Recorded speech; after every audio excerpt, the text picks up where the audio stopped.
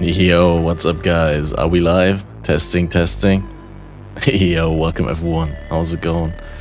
Still last minute settings, because as always, public transport is to blame for me being late and for me having to postpone. Not as always, but more often than not, honestly. Like, I would take the blame if I was honest, which I'm not. I mean, no, if I'm honest, which I am, then I would take the blame, but I don't think this time it's my fault. Quickly going to change the background music. And this is still the Catmaster song in the intro. I hope everyone's doing well. 15 to 16 minutes is okay. Yeah, I appreciate you guys giving me the positive reinforcement and all that, but no, it's not okay. It is not okay.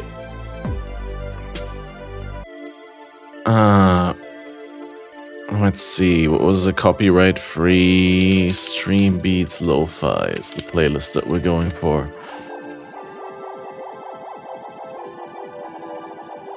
But yeah, I hope everyone's doing well, and I hope everyone's farming some kick-ass beasts. Like, I was playing some off-stream earlier today. I went to bed really early yesterday night, and then I woke up at like 3, 4 in the morning, and I couldn't sleep anymore. And then played some games, found some maps, and I lost so much experience. I lost so much experience ripping.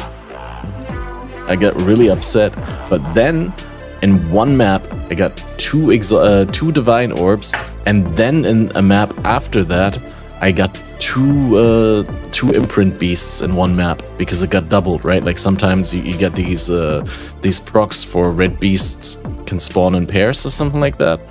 And yeah, that's what happened. So pretty crazy shit there. I'm gonna go into a little bit of an explanation in a second, but we got the intro song over. So great, good to have you all here. I hope you are very relaxed and ready for the weekend.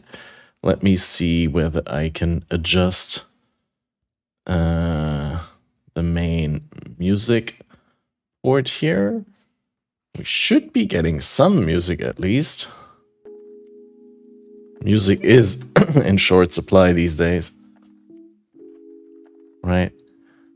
You have noise everywhere, noise pollution, but like real music? That's a rare feat. Can I hear anything? I think we got some music here.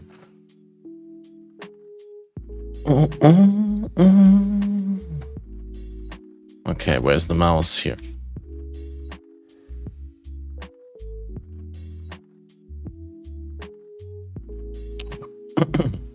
Is it me, or is your audio delayed? It could be delayed. Could be you.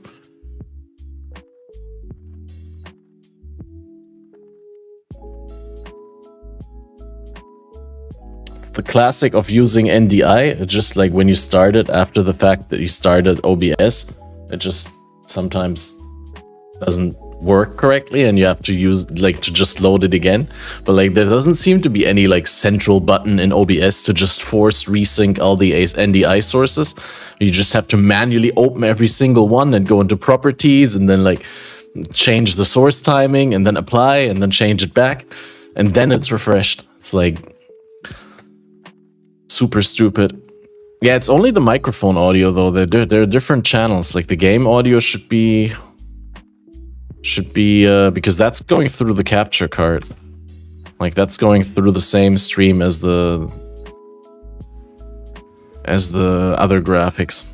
But yeah, no, you're not raising the production value bar massively. How's it going, Snoop? 1 to 2 tainted fuse to sell? I don't think so. I only have tainted jewelers. And I spammed them all on a chest piece because I was, I don't know, not thinking about it.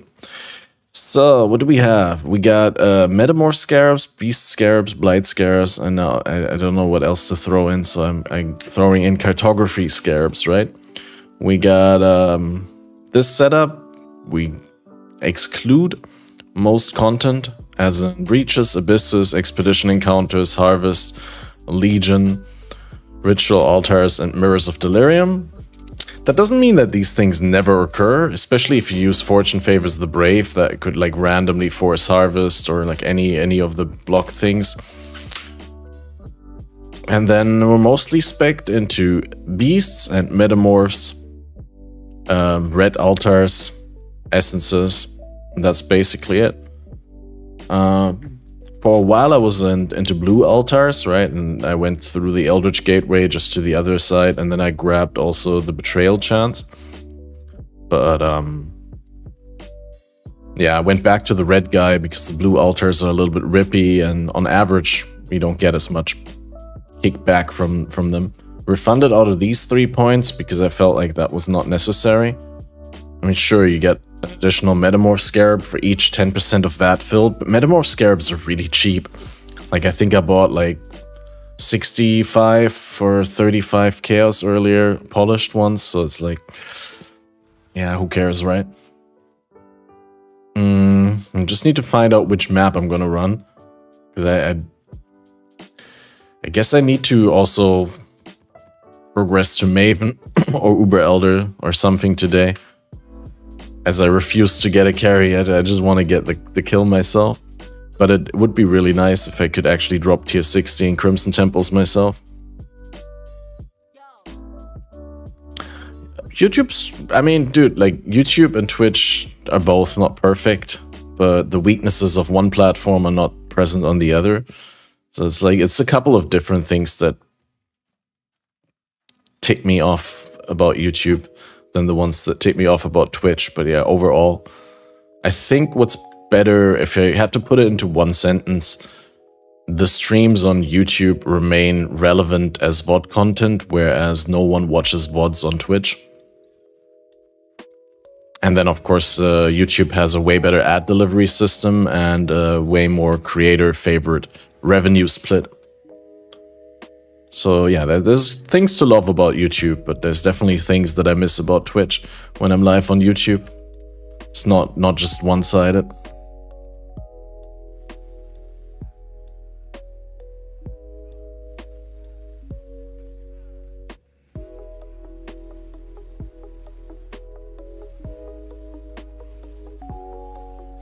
I'd say that Twitch is a lot more random and depends a lot more on the time of the day and all that, right? And generally favors longer streams, whether with YouTube, like I feel if you do a good 2 to 3 hour stream, that's the sweet spot, right? Like then if you do it way longer, it's not gonna make the stream better.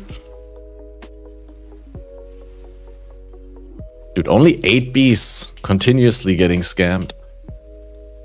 And somehow one of my reservations isn't on either. No idea what's up there.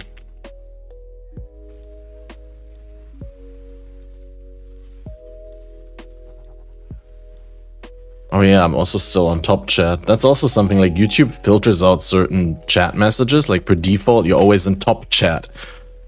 And then it just shows a selection of the chat messages instead of all messages. And I wish you could like change that to the default, that is live chat instead of top chat. Which beast was it that sells for a divine? The Krashik Chimeral from the deep. Also known as the Imprint Beast. The big blue and red frog.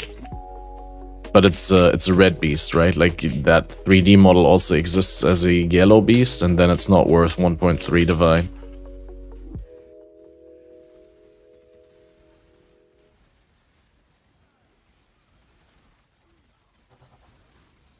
Yeah, with the way that Crucible tree crafting works, people just want a lot of imprints and split beasts this league. So what you can do to check whether you have one is you can just open your Menagerie Bestiary thing here and by pressing, I think it's H for the challenges. I don't know what's per default, it's H for me. And then when you go into recipes, then you would see here, create an imprint of a magic item or split an item with half of mods on each. Or you could search for Krashik Chimeral like this. That's how you spell it. C-R-A-I-C-I-C. And then Chimeral. And Phenomal Plagued Arachnid is the other one. This one. Phenomal. But, yeah.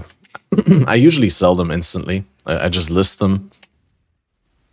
Probably not the smartest way to go about it. Honestly, should save up like 5 to 10 and then try and sell them on TFT as bulk. And get extra premium.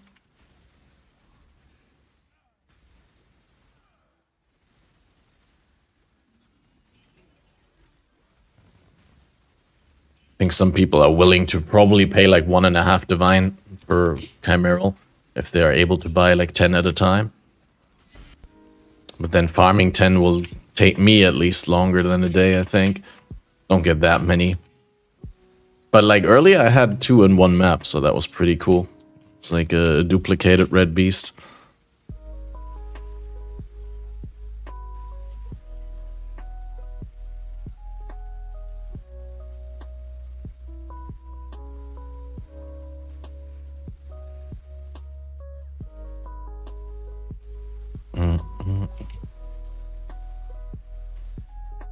In order to get the Krashik Chimerals, it also is recommended to spec into Bestiary, specifically into beasts in your maps are more likely to be less common and more likely to be from the deep. And then also, yeah, also the other nodes. I mean, Great Migration here is also really good, and chance for beasts to appear in pairs.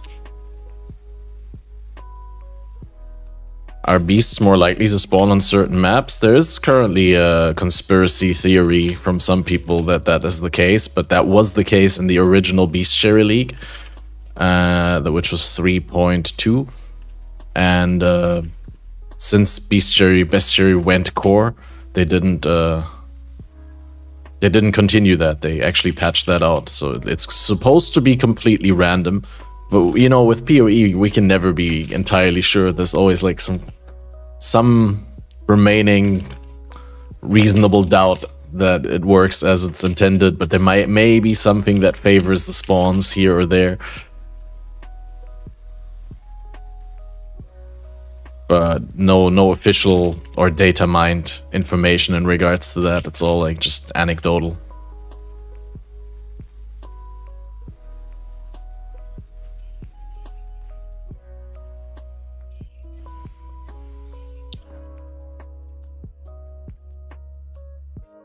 Like Karn said on our podcast 2 days ago that he feels there might be more frogs spawning in, what did he say? Gardens map, I think. Just because frogs spawn there naturally. He was like, yeah, maybe you get more Krashik Chimerals there. It's a tinfoil hat theory for sure. You know, it's like you'd need a really high sample size in order to say with 100% certainty. Khan got 1 in 50 maps. 3 in 150, which seems right. Yeah, absolutely. No, I also wouldn't be surprised if there was no such thing. I don't think Gardens is in this league. Well, the Gardens tile set. What's the other? Terrace. Terrace. I honestly didn't even specifically think of the map name Gardens. I just meant the Imperial Gardens layout and the map derivatives. But then again, you know, highly tinfoil hat. Probably not.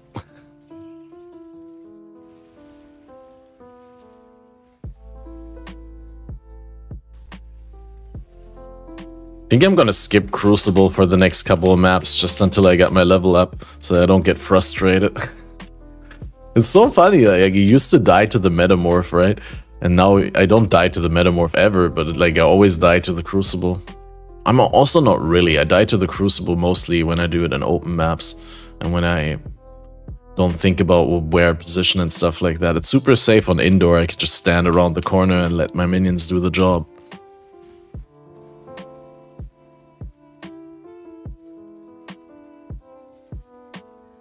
God, these Metamorphs are so slow.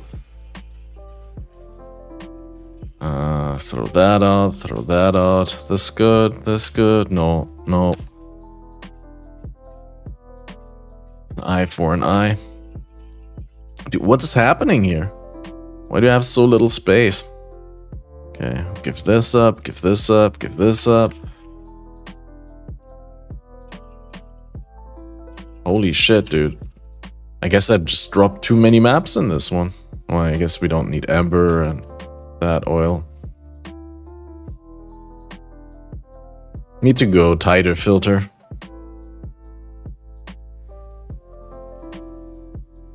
Monsters in the forge are so strong. Yeah, kinda, but on the other hand, I mean, if you don't channel the thing to 100%, they're not that bad. The problem is just the way that it's balanced. It feels like super mandatory to do the 100% because otherwise you'll never see the good geodes.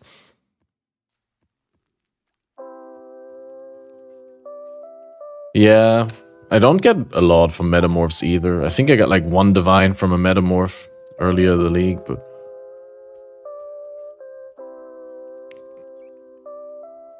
I just think sooner or later I get like something really good from a metamorph because they always drop a big chunk of loot, and especially like with fully spec'd into metamorph. Well, first of all, it's great synergy with my build, right? Like I don't know, summoners are just there goes the exalt. Summoners are just great for metamorphs because you get the taunt on hit, and you basically don't do anything but you just walk circles around the metamorph and then the metamorph's dead. I don't know. I just like the tree. Wow, I've had fingered the portal.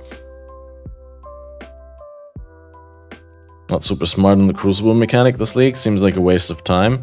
I have to have the weapons equipped, so I'm limited. Well, you can have it in the inventory. They roll bad trees. I gotta go into the league map to get rid of it again. If you have like items where it's worth it chasing a good tree, I think most people would just, you know, pick up bases and then try and hit a good tree on it, and if they don't hit a good tree, then they'll just give up and try the next base. Basically. No pun intended. Pretty bad roll on the Oscar. Because, yeah, unless you already get like a well-rolled item where you need a good tree, I think it's probably not worth it to try and force a good tree. Unless you get like a good starter node and a good tier 5 node and you want to slam other items into it to make a good tree. But like, basically that's what the forges are good for, right? The what do they call primeval remnant, right? Because you can combine crucible passive skill trees, and that's for the trees that have interesting nodes, but they're not good enough to craft a good item on it, and they can combine them. But want to look up the meta crafting method for that, because there's quite a lot of min-maxing you can do in terms of the chance. And I'm not like super versed because I haven't done it myself yet. I just didn't fully internalize how it works yet.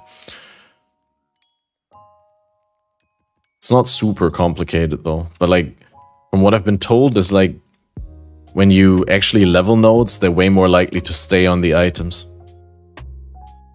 Wanna like the mechanic? It just seems so tedious and not rewarding. Yeah, the rewards are way too, how do you call it, backloaded, right? You need to essentially deal with a very, very hard mechanic that spawns incredibly rippy monsters on a map-to-map basis, but you don't really get rewards immediately.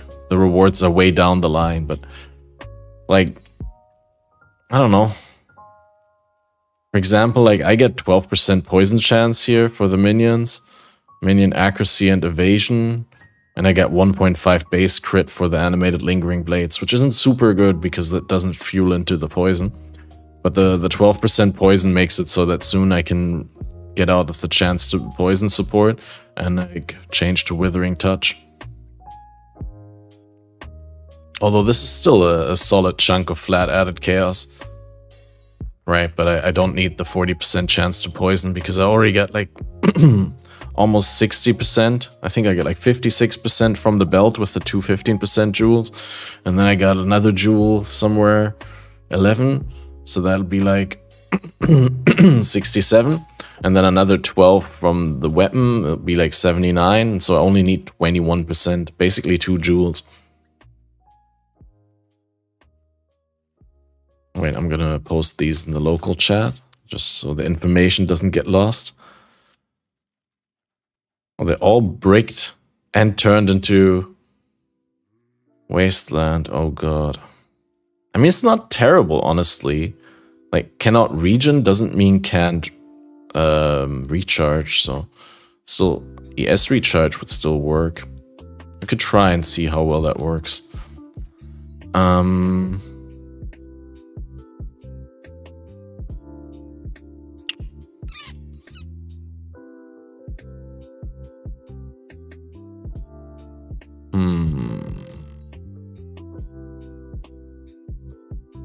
Just put on strong boxes, why not?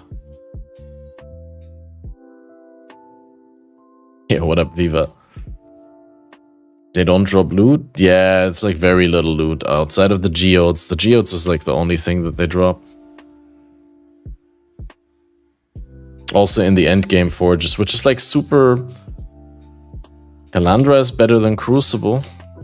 I've seen that opinion both ways, honestly. I've seen like a lot of people say like Kalandra was better than Crucible. A lot of people say Crucible is better than Kalandra.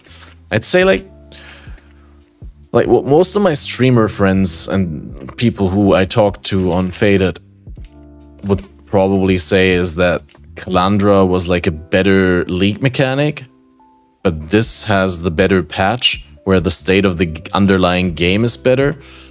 And then at the same time, the league rewards are more interesting. Like there's like Kalandra sure had the, you know, the perspective of being able to mirror a ring.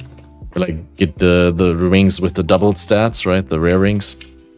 Not even the unique ring that mirrors your other ring, but just create the mirrored jewelry with the up to 200% rolls or whatever it was.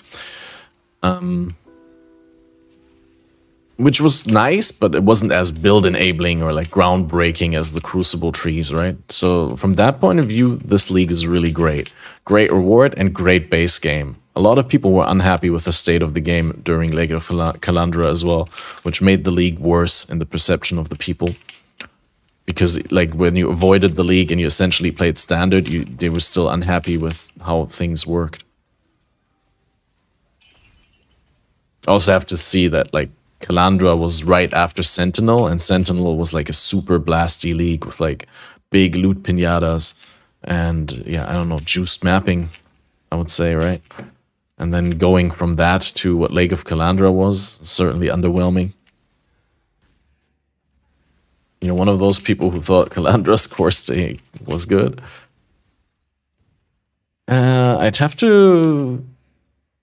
Oh god, dude. Yeah, the no life region is really not that great. When you like to read chat and talk out loud and spam your flasks without thinking. Need to keep my life flasks. Crucible only the top players can enjoy? Well, yes and no, because you don't need to be a top player to make good bases, right? You can just, you know, bring a white base into every Crucible mechanic, reveal the tree, and sooner or later you'll hit a tree that, if not worth using on that item, it will be worth to slam into another item. Right? Like I have like some spine bows listed, and every now and then someone messages me, right, to just buy one of those bows, and then I look at the bows and I'm like, that's not worth using. What do they want to do with it? And the answer is most likely they want to use it to combine it with another bow. So yeah, you can certainly make a little bit of money as your average player.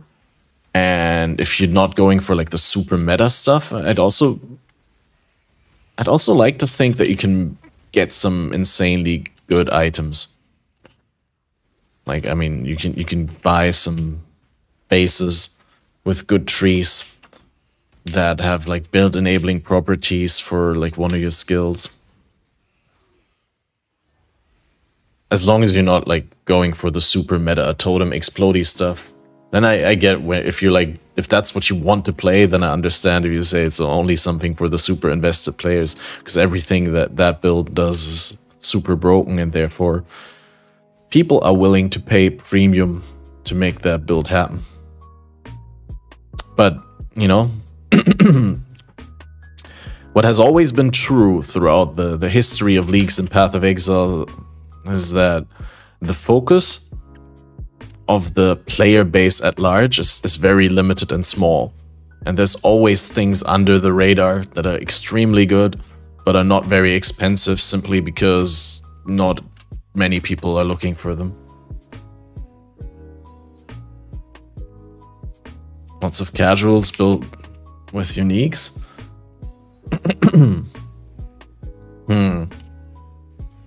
Yeah, I don't know. I haven't put trees on that many uniques. And I actually didn't read the things properly, so I embarrassed myself a little on the podcast because I thought that you need crystalline geodes to actually get trees on uniques. But then when Ziz corrected me and I looked at my my own tab, I noticed that there's like quite a lot of the regular geodes, the Ignis geodes that I had, actually allowed me to put a tree on a unique. So I think the average player can also get those and put trees on their uniques. Now, of course, whether the trees are good or not, that's a completely different question, right? Like if you're actually looking for something that has like 3-4 really good nodes, then yeah, I get that. But like getting a small bonus on top, that should be possible for everyone. Yeah, I just mixed it up, like I said, because I didn't interact with the unique aspect a whole lot this league.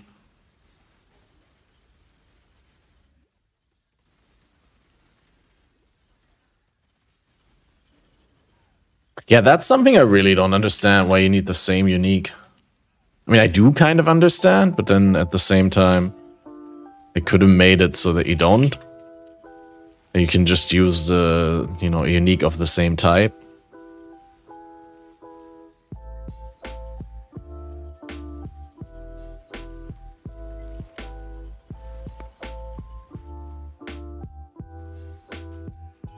Because like when you combine rares, you can combine any like rare weapon with another rare weapon, right? It doesn't need to be the exact same type. Certainly not the exact same base, right? Like maybe you can only combine one-handed sword with one-handed sword or claw with claw, but I would think that you don't need to have the exact same base, right?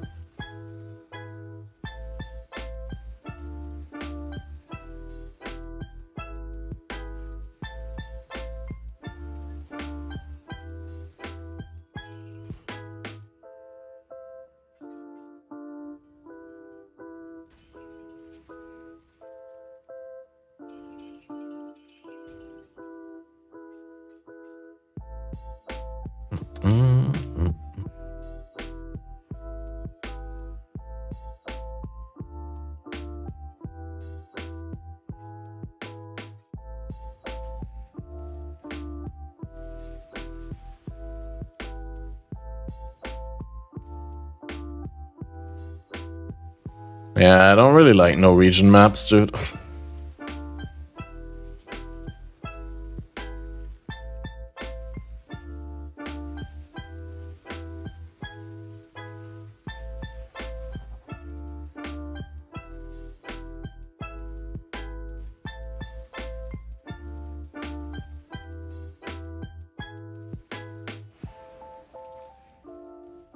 Region for noobs? Yeah, but like...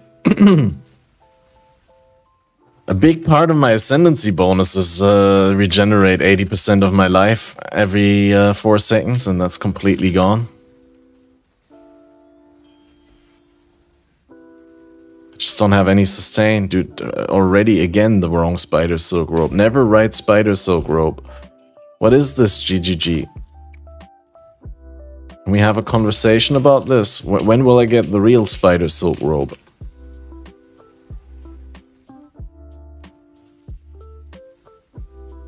Will the real spider silk rope at least now drop?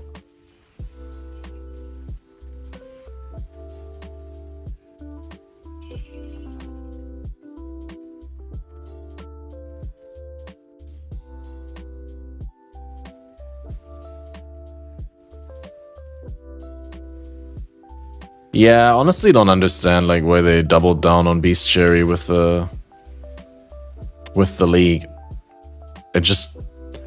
on the one hand, I really like that the leagues interact like that with one another, but on the other hand, it like just highlights how outdated and how unfun interacting with beasts is.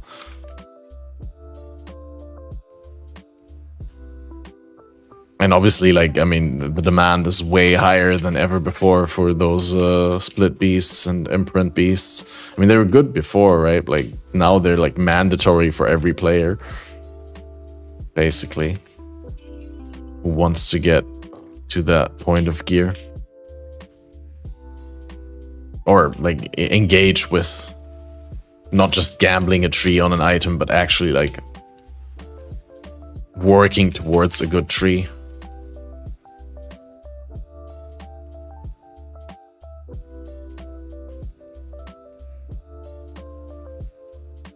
There should have definitely been like an in-league way to manipulate the items or to get them to a safe state. I would definitely be inclined to agree with that if that was what you were saying.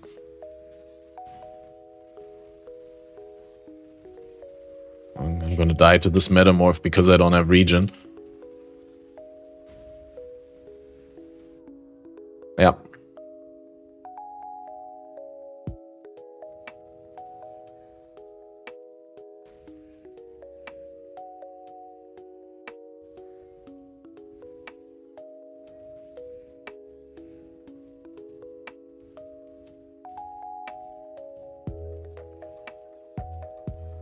Dude, I'm so not used to shield charge. I just swapped back to shield charge like a moment ago, right before I started stream. Because my golem, my stone golem was done leveling and I wasn't using it anyway, so I was like, okay.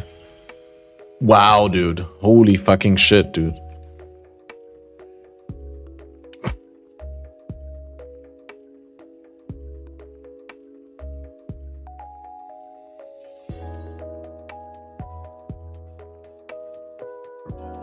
I mean, I have to go out and in again because I have to do another metamorph anyway. Yeah.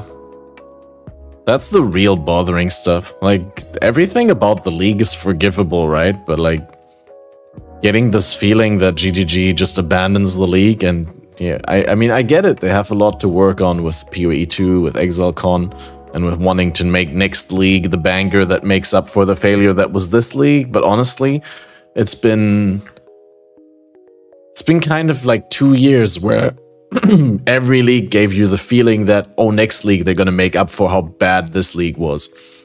Every single league. Like, even Sanctum, which was good, but don't get me wrong, like, it wasn't released in a complete state. It was still an outside of map mechanic that didn't offer any, like, variation to your average gameplay. It just was some extra stuff on top. Now, the extra stuff was great with don't get me wrong, like, I don't want to complain about Sanctum, but, like, it certainly didn't feel like a full league either to me, right? It's just, yeah, you get the Sanctum, great. But that's like, you know, that's like what League would have been, like, 5 years ago. Like, when Lab was a league, right? But, I don't know. Just, for a league nowadays, I expect, like, stuff happening and rewards happening on a map-to-map basis, then something that's outside of maps that you can chase after, like a league map or like a league boss fight or something like that, right? And then I want something that impacts crafting, and yeah, maybe some power fantasy. So, like, pretty much none of the leagues in the past 2 years have hit all of those, right? Like, Sentinel was really close because Sentinel did have, like, juiced in-game stuff. Like, you had the recombinators, which also sort of were like a long-term goal. But then there was no boss fight in Sentinel, right? There was no league boss fight.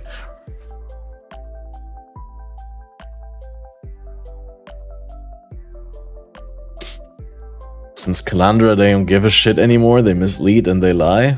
I've tried to not view it like that. I try to always give them the benefit of the doubt, but it's getting harder and harder to do that. You have to do stronger and stronger mental gymnastics. Sentinel had unique boss variants through empowerment. Yeah, but you can hardly call that... I mean, I guess we can let that pass, yeah. Fair enough. You're not wrong in pointing that out. I did kind of forget or omit that aspect. But that aspect was also like really underwhelming in my opinion.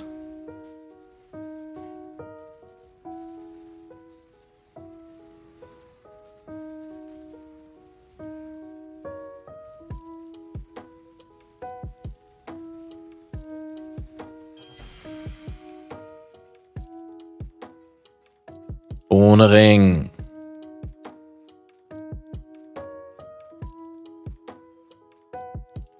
Always bonering. Give back 1000% loot, it's gonna save PoE. It's a nice meme if you put it like that. Unless you're serious. Nah, there's a lot of other problems with that. That's also, why is this a reward? Drops a 5-linked rare weapon. For item level 83 Metamorph, like, why don't they just delete that as a reward? I'd be happy if that didn't have that reward on. Like, who cares about a 5-link rare weapon? At which point do you care about that? Like, just make it a rare weapon. And stop, like, trying to, like, make it something special by having it be a 5-link. Ooh. Dude, I'm running out of space for heart. Eye level 83. Can we do it like that? Eye level not 83, like that? Okay. I have no idea how this regex shit works. It's so not straightforward.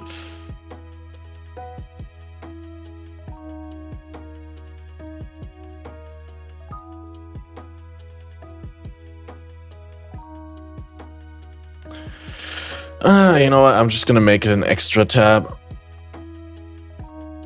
That also sucks massively, right? Like, you know, I farmed so many maps. You'd think it's like somehow equaling out over time, but it's not. Like, I got like what was it? I got like 12 eyes, 19 eyes, but 53 hearts. And you just never get eyes.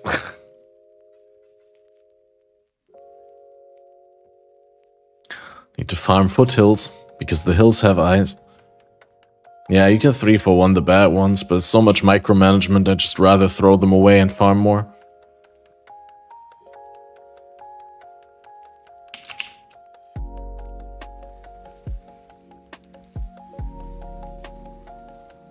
Like, yeah, there's a lot of nifty tricks that you can do with inventory management and trading back and forth and all that, but that's all like stuff that I don't consider like the game anymore, or at least not what I consider fun in the game. Like, I have this policy of like, I'm only going to play the things in the game that give me fun, right? And so I'm not playing the trade market. I know I could make like multiple exalts, mirrors, divines per day if I was just playing the market, and if I was like rock crafting and like buying fractured bases and spamming essences and like selling for a profit.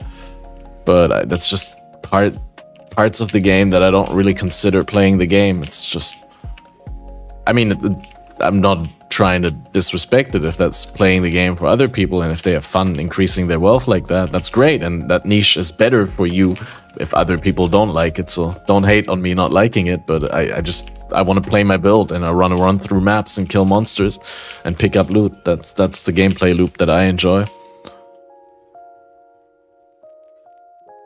It's like engaging with the beasts is already annoying enough. Like having to buy the beast orbs and then seal the beasts and like delete the beasts that I don't want, or farm the recipes that I don't want. You could use the leak mechanic on items that are in your inventory. Yeah, the leftmost item in your inventory that's identified works. Doesn't need to be in your equipment slot.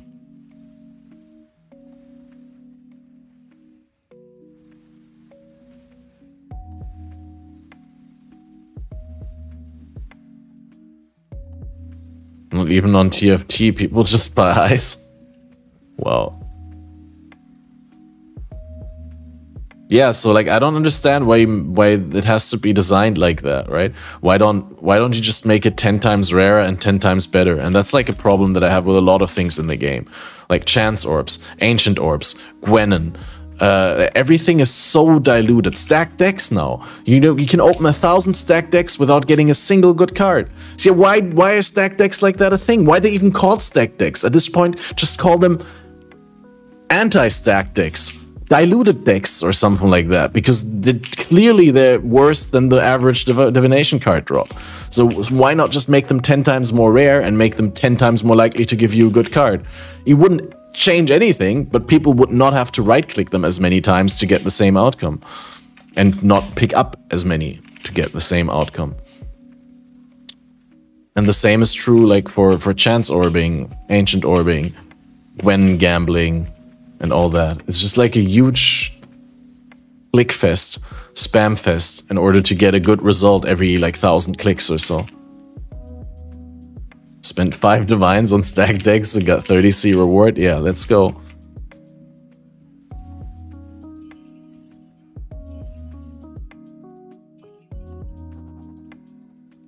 I guess the solution to my problems is just play Ruthless, because then you don't drop all these things. I mean, they're still the same shit, but but you're more happy about shit outcomes because your average gear level is so much more shit.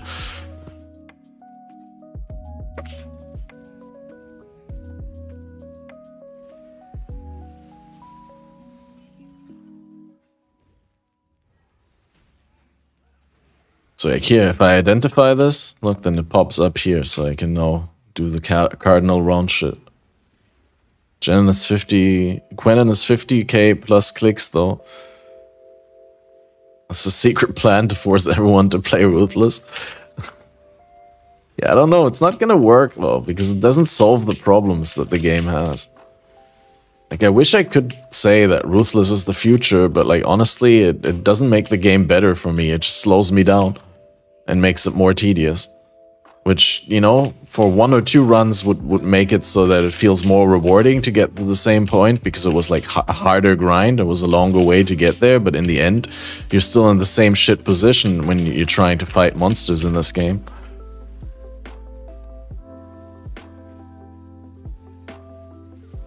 Holy shit, dude. He wasn't even moving in my direction!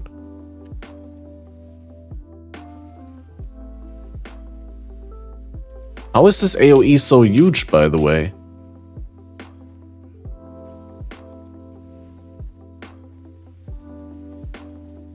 God, he's gonna one-shot me. I can already see it coming.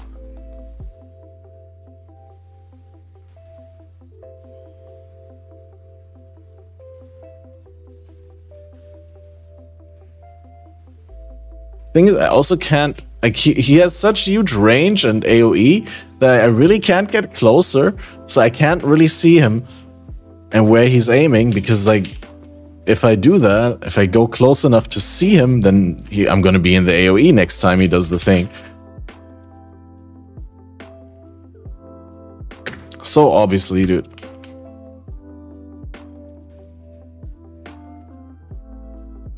About to open 131 stacked decks. Good luck. Type F in chat. Preemptively. No, good luck, dude, but... my wishes and my expectations do not align for that one. But every single one could be a good one, though, right?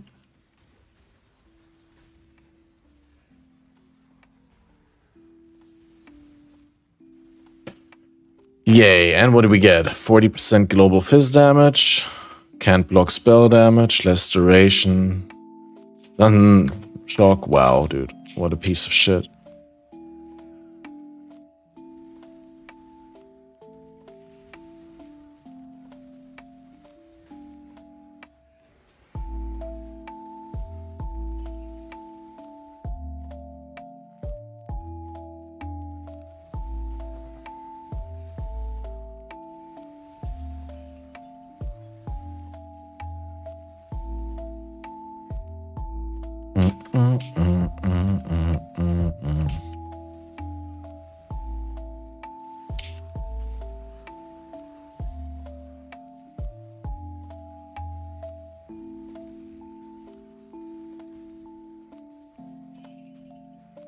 Crush Claw attack.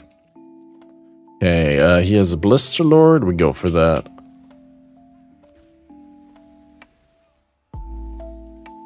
Garage is 160C? What? Is that the same card that I think it is?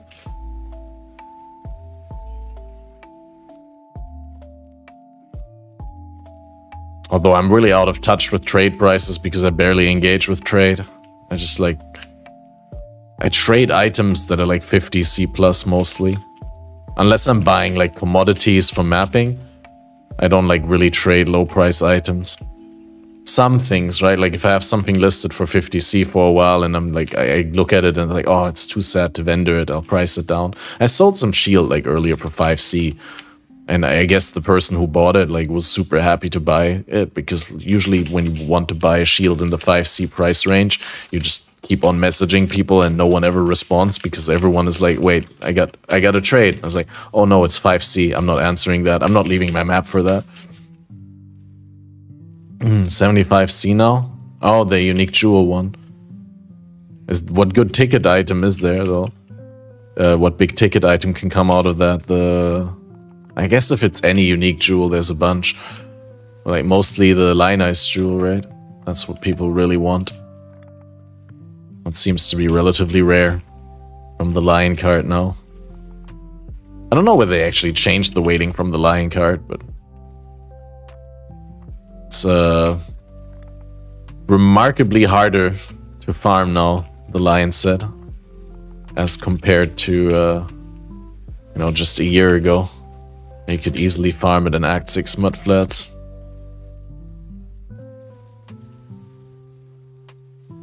It's very rude and stupid to put items for sale for a price you're not willing to actually sell for. Yeah, but it's like a really bad system. There's like no downside for people to list items for a price that they're not willing to sell for. So there's no like motivation to change that behavior, right? Because there's nothing to lose. There's only everything to gain from that behavior. You just throw things into a tab, list it for a price, and if people message you, it's up to you. Do you want to sell or not? You could always think like, oh no, it's not worth my time. But it didn't really cost you a lot of time to put it up for sale and you didn't like lose out on anything, so... I'd really hope that they implement some sort of, you know, daily instant trades, right? That every account can trade 5 items per day instantly by listing them for an instant buyout. But like, you can't really do that. Like, they'd have to, I don't know how they would do it, but like they'd have to gate it behind like buying a supporter pack, because otherwise people would just like make endless mule accounts because free game, right? So they could just make like double, triple, quadruple accounts and then just use the daily selling there. So they have to either gate it behind like buying something or gate it behind like getting a character at least to maps or something like that. I believe like originally when you make your first character or your first account, when you make an account and you make your first character, you need to get to what, level 20 before you can actually use the trade feature to prevent abuse. But yeah, they'd have to go way harder. Oh, this is also something funny, guys. You can pop the Igneous Geodes, you can put them into the wildcard slots in the currency tab. You can right click them there and then they're in here, which you normally can't put them there. If you take it out, you can't put it into the wildcard slots. So that's a way to get the Primeval Remnants into the wildcard slots. You couldn't put them there, but you can put the geodes there and you can open them there. Why can I not put this thing here? Interesting decision, GGG.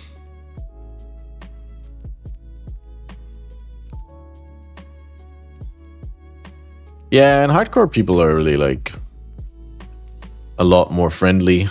I guess it's just, like, in hardcore you have a smaller population, so you just, in general, like, you encounter less scummy interactions, right? That's the thing, really.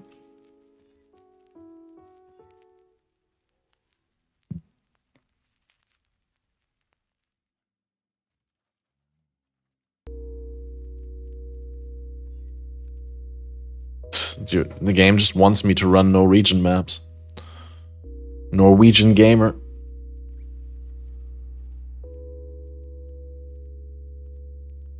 Just complaining to myself about not being able to put the geodes in the currency tab slot. Either make them map items that are already revealed or currency that stacks, but why this annoying middle way? I can't tell you why they don't stack. I find that a little bit silly as well. But I guess the reason is really because of the technicality of like being able to open it by right-clicking it. Because otherwise they'd have to put it on your cursor when you right-click it. And like that, it can stay in the map, in the inventory slot. And I mean, the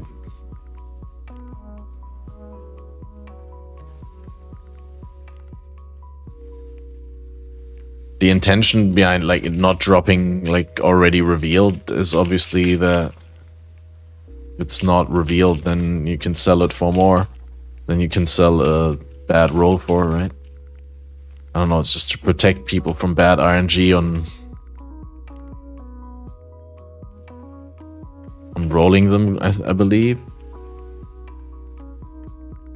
I can see what they were trying to go for, but like quality of life has been completely ignored for that design, seemingly.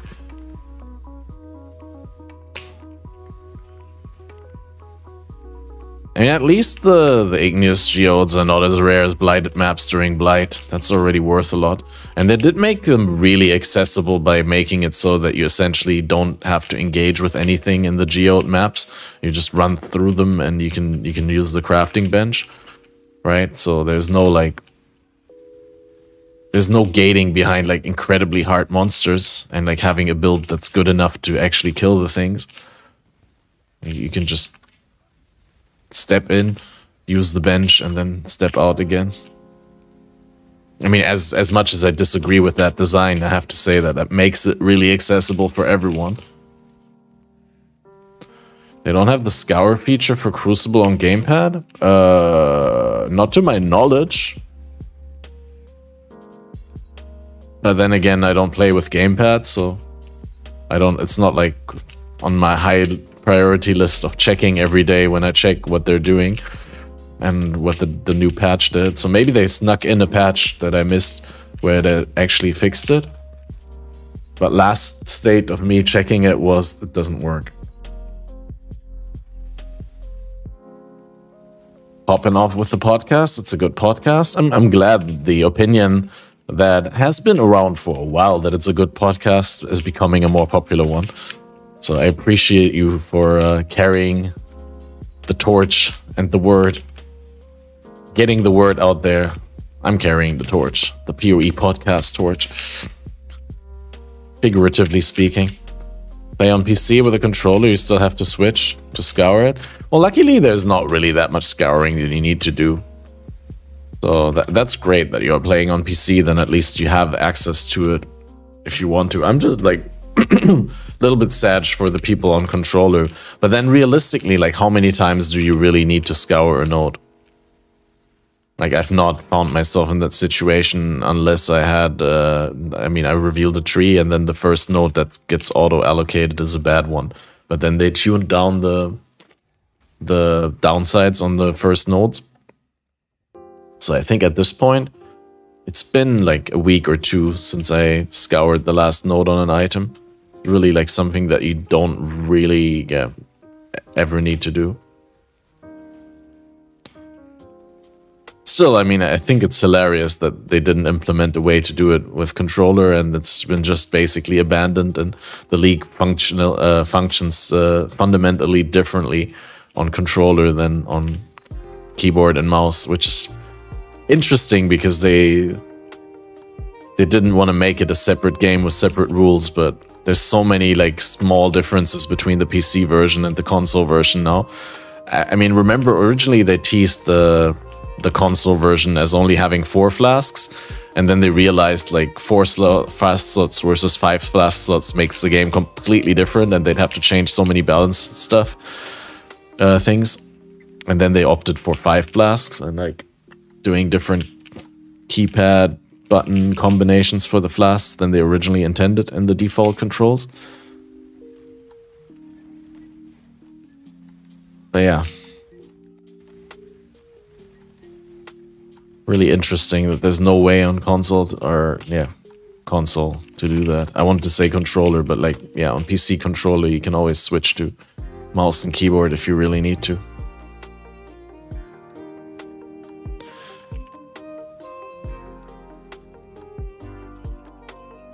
Hey, but then on the bright side, like if you're playing console, you do get a way to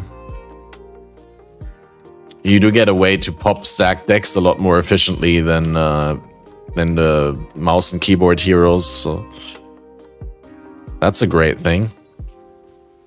Like, I haven't done it myself yet, but like on controller, you can just spam one button to open a stack of stacked decks. Yeah, true. The missing mouse button for the guaranteed instant cast is also huge. It's definitely a big difference. I've seen console players on the Reddit ask for that in certain intervals. It always comes up again. It's like, hey, when auto cast button for console?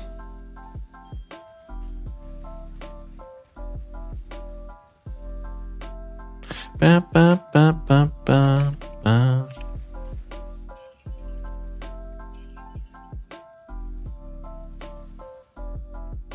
I think we're avoiding the Crucible still a little bit.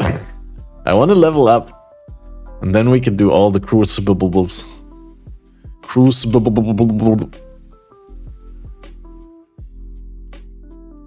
Just put it on X and hold it. Yeah, just don't tape it. Or tape it and don't tell GGG that you taped it. I think using tape is against TOS. And again, I'm like, how are they gonna tell you that you're actually taping it instead of like permanently holding it down with your thumb? I mean, there's no way to tell the difference. Like, it's exactly the same. So, not really getting that one.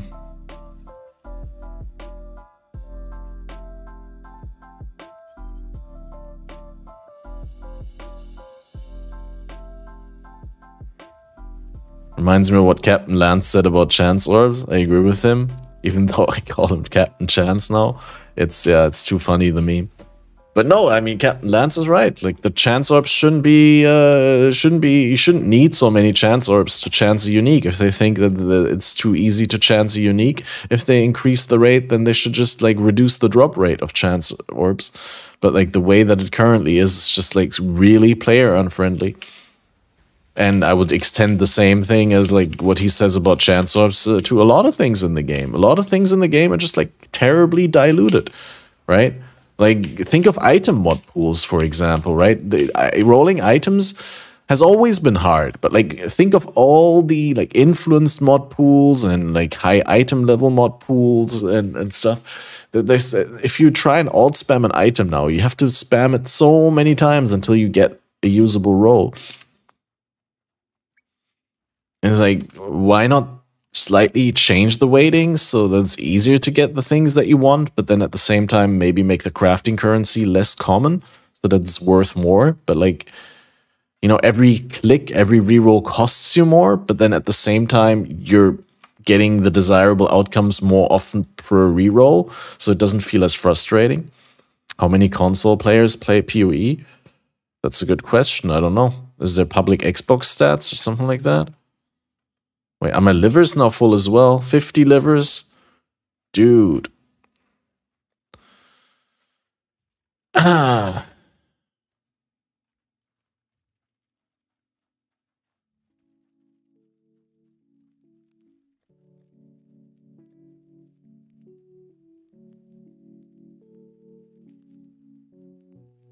Oh, this one, no, this one will rip me.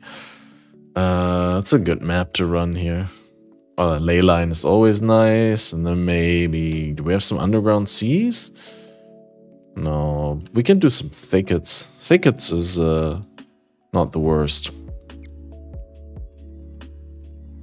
Definitely got a bunch of scarabs, and honestly I don't mind like running different layouts. It's like good on my eyes. A little bit of change of the color palette. Palette, not palette.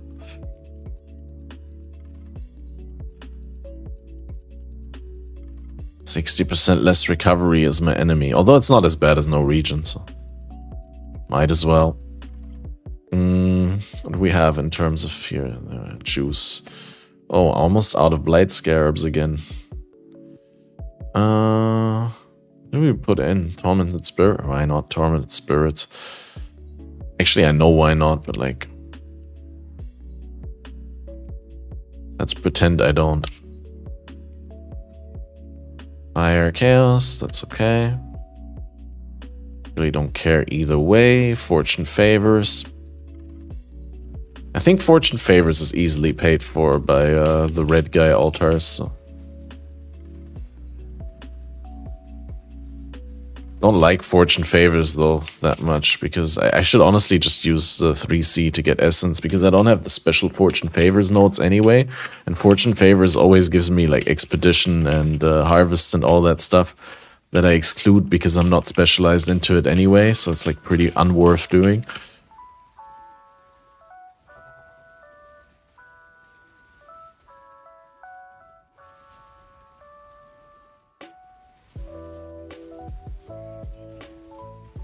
Console market is tiny, there can't be that many people since anything and everything is completely price fixed to insane levels. Yeah, but that's the case in like any sort of smaller economy. Like we talked about that specific issue with like Steel Mage, and Steel Mage is doing like a group found league with his chat, right? And they had like 6,000 people in the league, but it's still like insanely hard to buy anything specific. Because there's just not enough for a proper economy to develop. It still becomes like a sort of, you know, group found bartering thing. It's like, yeah, I'll give you this if you give me that thing that I want, and hoo.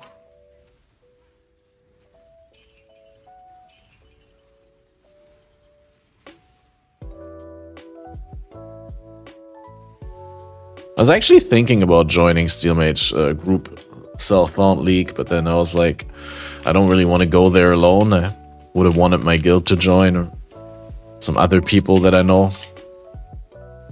But maybe next time.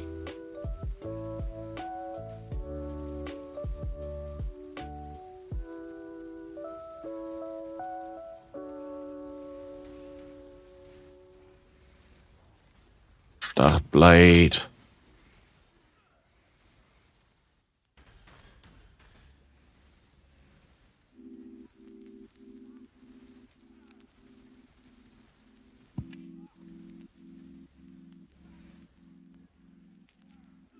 Reddit post last week and Storm Shrouds were like 25 div.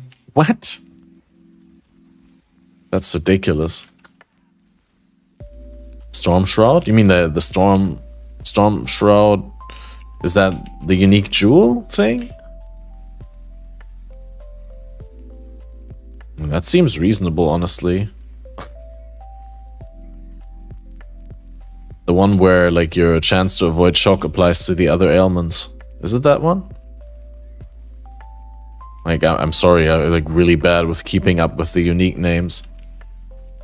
Guild stash is empty, by the way, all the time this league. Yeah, I'll have to check.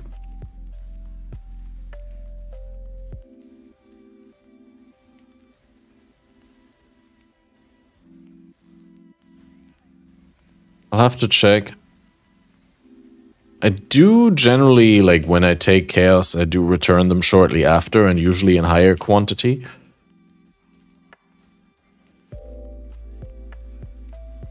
But I guess I'll have to check the logs. The general idea is that, you know, people put in more into the guild stash than they take out, and as far as items go, that's been the case, but I've also noticed in the currency tab that it's barely ever above 100C. And people seem to be, you know, taking things without putting them back, ultimately. Which is a little bit sad.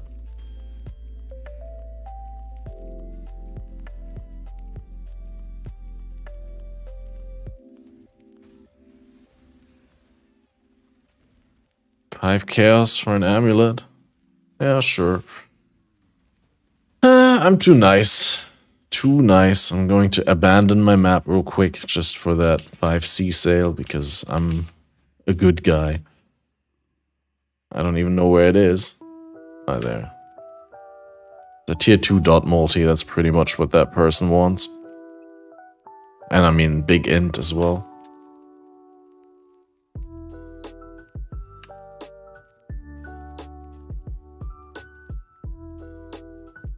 And 5C really not that much, but good guy cat comes through for the purchaser, the buyer.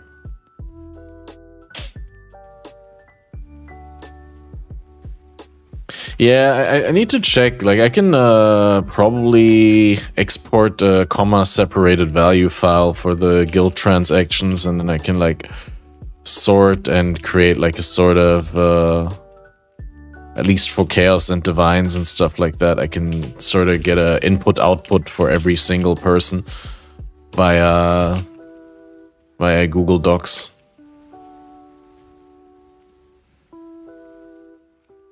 I can also ask Lizard. Maybe Lizard knows more and has like a little bit of an idea of where everything goes. Oh. Turned it into an essence of horror, but lost the shrieking. I think it was shrieking before, and it would have doubled the monster, and now it was only one. But still, I'd rather have one essence of horror than any like double shrieking, I guess.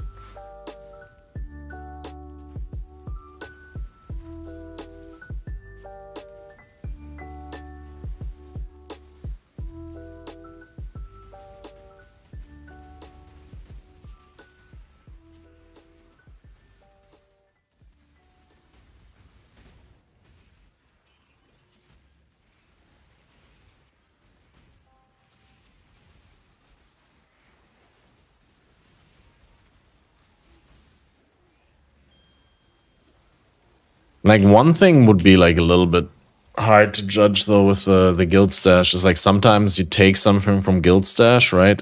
And you use that to help someone else, or you give that to someone else and then you ask them to give it back to the guild, and then when they give it back, then they have a plus and the person who took it has the minus. It's kind of hard to track that way, but hey, we can at least make sense of some of the stuff. I mean, I don't really want to be guild police or anything. Like, if it's not gonna work out with, like, the rule that everyone puts more than they take in the long run, or in the relatively short run as well, I mean. Taking, like, you know, 200 chaos now and putting them back in a month. Even if you put twice as many, that doesn't help people that much who stop playing in 2 weeks or so. But, yeah, what I was gonna say is if it doesn't work out, then the easiest solution would be to just not throw things in the guild stash anymore, which would be a sad consequence, right?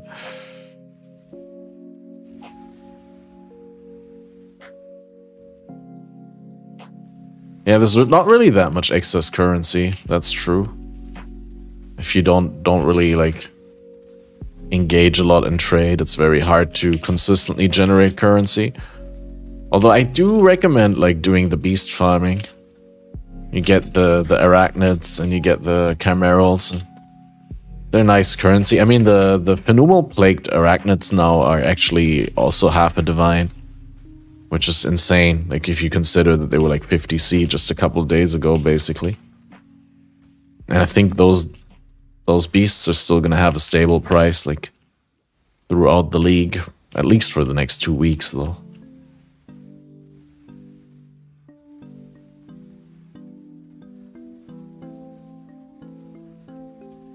There are less people playing the league, like Joe and Resting are not around.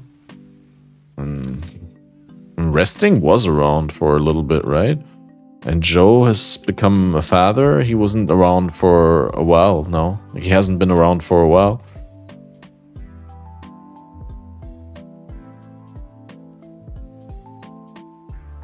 But really, that shouldn't have any impact on, like, the wealth and the guild stash growing. TBH, right? That should just be growing regardless of how many people there are.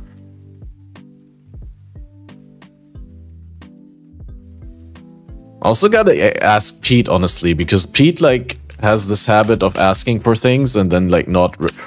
Dude! I pressed the logout. No, but, like, I gave Pete so much shit in the last couple of days, like annuls and Eldritch Currency and, prefix, suffix beasts and all kinds of stuff. And a divine and a bunch of chaos, like at least 100 chaos for a Hillock tier 4 from TFT that I also bought for him and stuff like that. All I got back so far was 1 divine. I'm not even sure I got that back. Honestly, I have to ask him. I don't remember. But like, there's still a bunch more that I should be getting back. And I told him put it in Guild Stash. And like, if I look at Guild Stash now, 77 chaos. Yeah, not really that much. Oh, but we got a shitload of incubators, guys. Not currency incubators, but I guess I can incubate some stuff for Guild.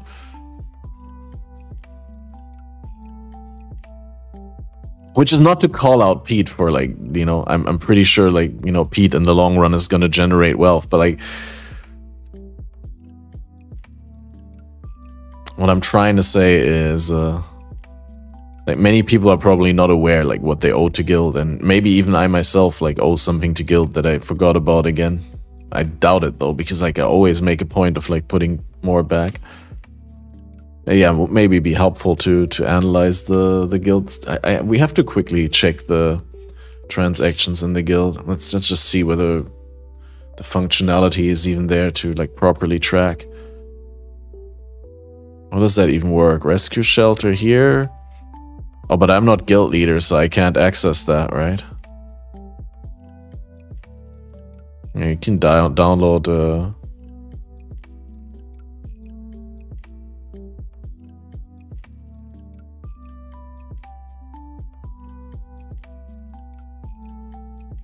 what?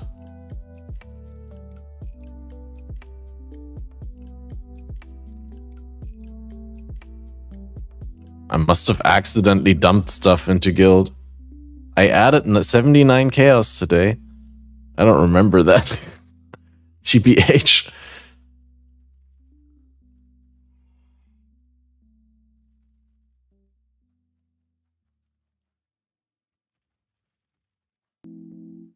Modified. Added. Where's the difference between modified and added? Like, you just modified the number?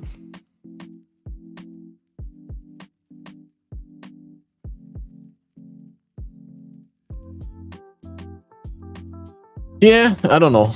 I'm not the guild leader. Not my responsibility.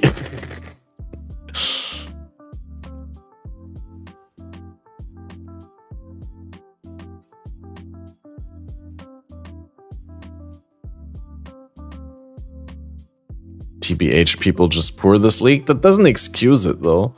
Like, I mean, there's always points at which you're poor in every league. And, like, after you overcome that, you pay back your dues. That's just how it works.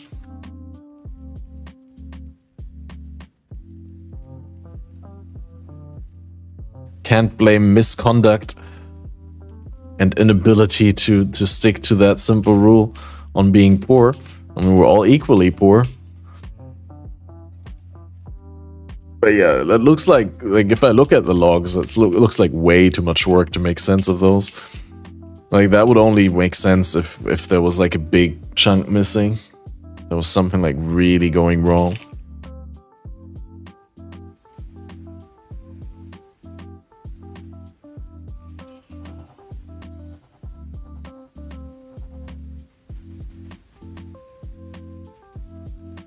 Holy shit, dude.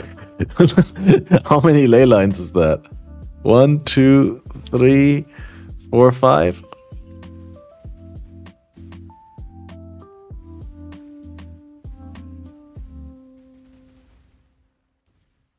Wait, where is this one? They're down here, right? Oh, damn. I hate it when it's shown like up a ledge and then you have to go down a ledge in order to actually get it. That's the worst. Nope.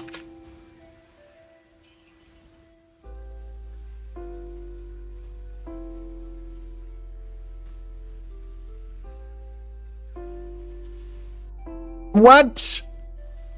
I didn't even see anything! Man, I was so close to leveling again. Like, I literally was like at 10% earlier today, and I climbed all the way up here without dying, and I knew that once I get to this point, I'm gonna die like 5 times in a row again.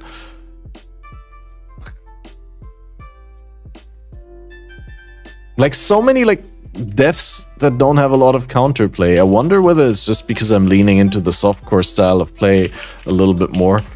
And prioritizing like having decent damage over having decent survivability. But I don't know, I just feel like with so many rips, they're just like, bam, and you're dead. Instead of like oh, this is a dangerous situation, I should back out or back off and then dying, right? Like when you actually make the decision to not be careful. Like it's always you just run through the map and all of a sudden you're dead. There's no room to counterplay, and like 95% of my deaths.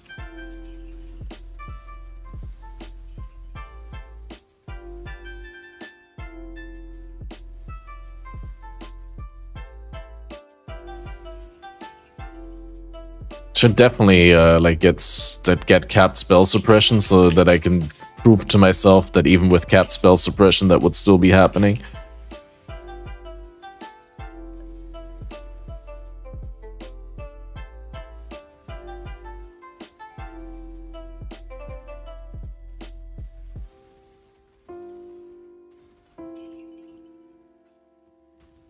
Alright. Ah, that was definitely a very rippy one. What was this? Extra turbo? Oh yeah, the turbo is always bad. Even though I have aspect of the spider, turbo is never fun. It's definitely a mod that is not fun in Path of Exile. Always reduces the amount of counterplay.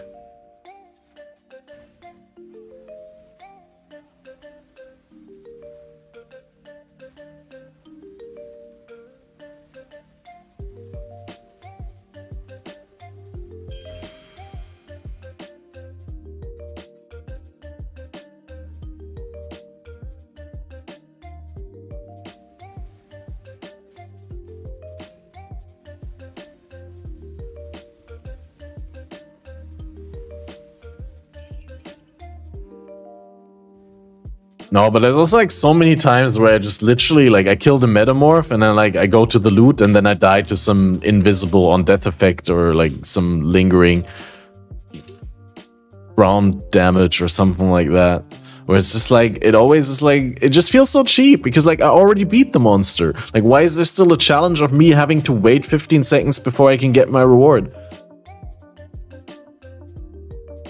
It just doesn't feel like up to the, you know, the current day PoE anymore. It was fine like back in the day when you needed like 5 minutes to clear a map on your average build, but like now I don't see it. I'm gonna keep this just because it's 6 white. I had something else with 6 white. What was it? Is it here? I somewhere had a 6 white item as well. I think it was a staff. Well, not the Tabula, obviously. Obviously, Tabula is also 6 white. But, no, I had something somewhere. I think I might have also vendored it because it didn't have a good tree. Yeah, I need to sort these tabs. Don't look at my tabs, guys. It's atrocious. You don't need 5 minutes? Well, I do, but like I'm also playing like super slow mechanics, right?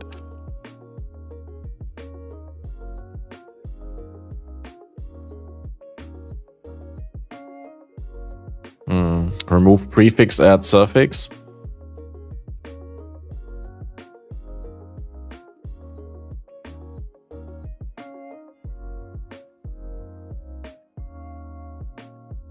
Wait, I right-clicked that. Why did it not right-click?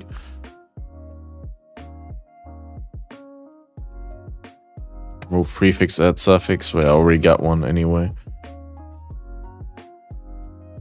I mean, it's a shit base.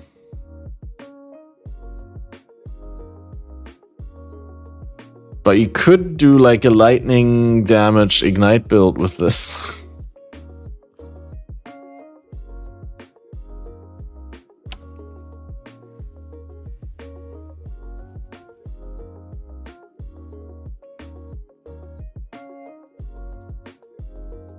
Add suffix, remove prefix, right? Hope to remove the fist, flat fist to attacks and hit a good resist on the suffix.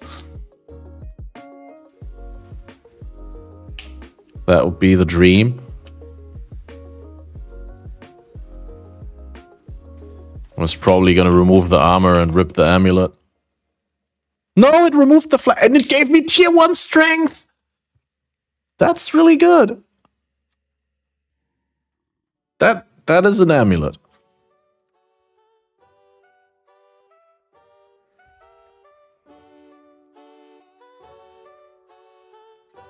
Now the only problem with this is that you can roll this 10 times and still not hit any roll above 50. 52. Come on, give me a 53. Oh, dude. Wow. I'll come 52, I'll take it.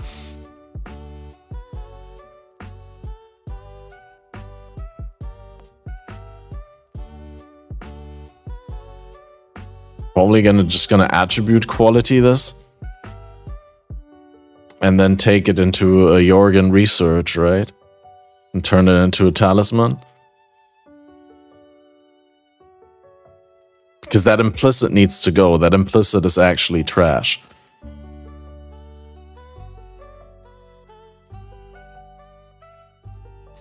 I also need to check like which tier talisman does have the best implicits for that.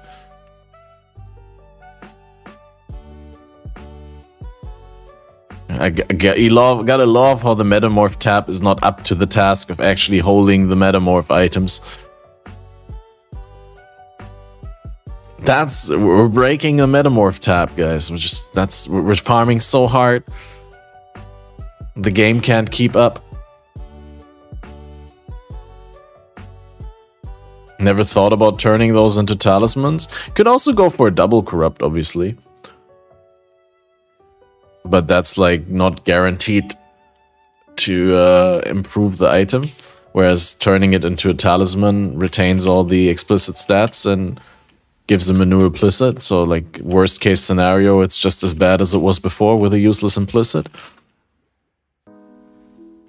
But yeah, coral amulets or in general everything that's not a good amulet base predestined to turn into a talisman.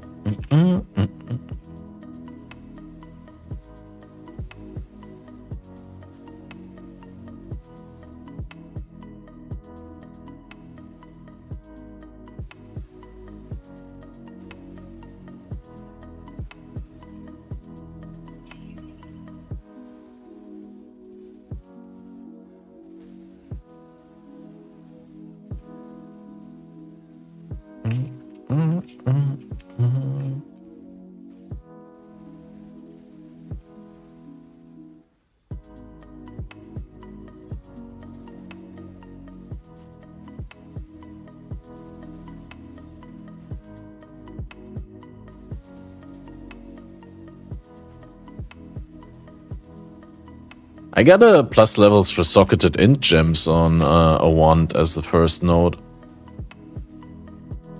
Actually. And I thought that'd be pretty nice to put in like malevolence, discipline, and I mean whatever other intelligence reservation you're running, really.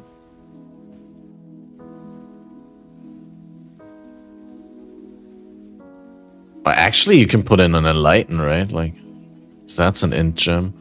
I guess that's why strength is better. Because empower.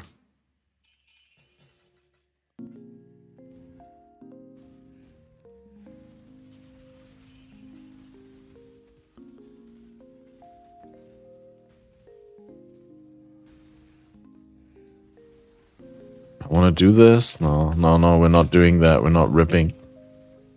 Just keeping farming beasts. So that's a phenomenal thing. Could also try the synthesized harvest craft. Yeah, the average synthesis implicit is way worse though. But yeah, you're not wrong for saying that. It's just like, I think before I do that, I just throw a Valorb on it for the chance to get +1 curse. Because I think that's a higher chance than to get something good as a synthesis implicit. The problem with synthesis implicit is there's also like so many like versions of each mod on synthesis implicit. Like the other day I got a wand that had like 10 to 14 crit multi on the implicit, and I was like, hey, that's a cool implicit if you're a crit caster. Until I looked it up and realized that there's so many tiers of crit multi on wands, you could literally have 30% as an implicit. So no one's ever gonna buy a base with like 14% crit multi if you can have 30% crit multi on your wand base. Then again, the difference doesn't matter that much with the insane amounts of crit multi you can get from the Crucible trees, to be fair.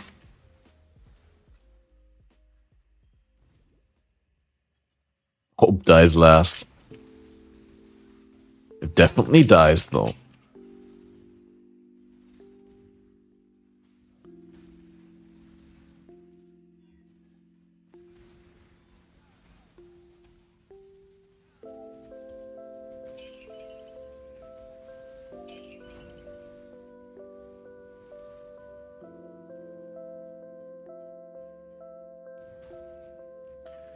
Alright, still 3 beasts. Rage for good beast. Like I said earlier today, I was pretty lucky. I was getting really frustrated, ripping all my experience by just like mindlessly mapping while listening to like a TV show. And then I actually hit it big. Like the one map I got like 2 divine drops and raw drops, and then the next map I actually got 2 chimerals and sold them both for like 1.2 divines. When I could have probably sold them for 1.3, but either way they went away quickly, so who cares? Yeah, I'm actually sitting for the first time this league on more than 10 pure divines. And I still got a phenomenal plagued arachnid for sale listed at half a divine that probably I need to price down because there's been more listed, I guess, and people are buying them for 0.4 again or so.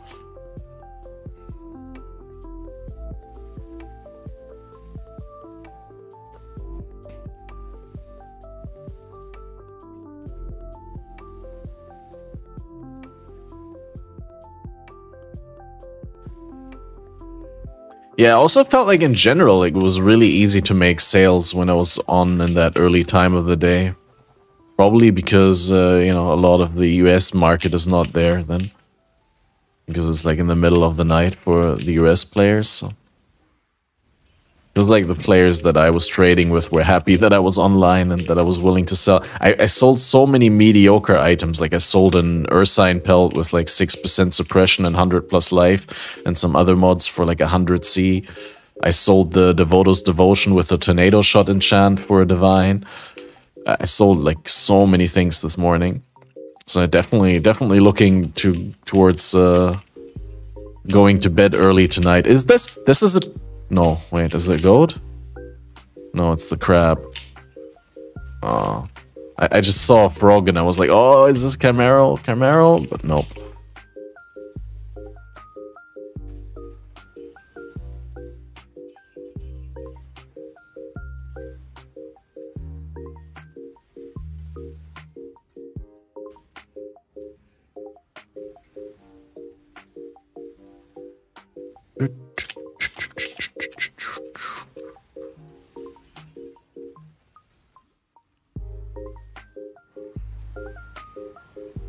Sounds like stock market with limited window of work. It is a little bit like playing the market, right?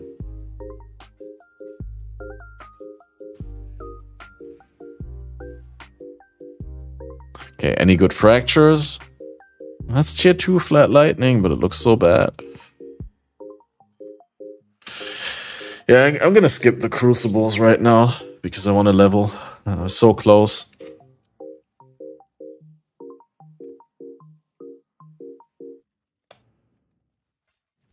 But we could put some Awakened Sextants on again. Strongbox Enraged, additional breach. Oh, I didn't clean my inventory. Oh, wow. Way too much stuff.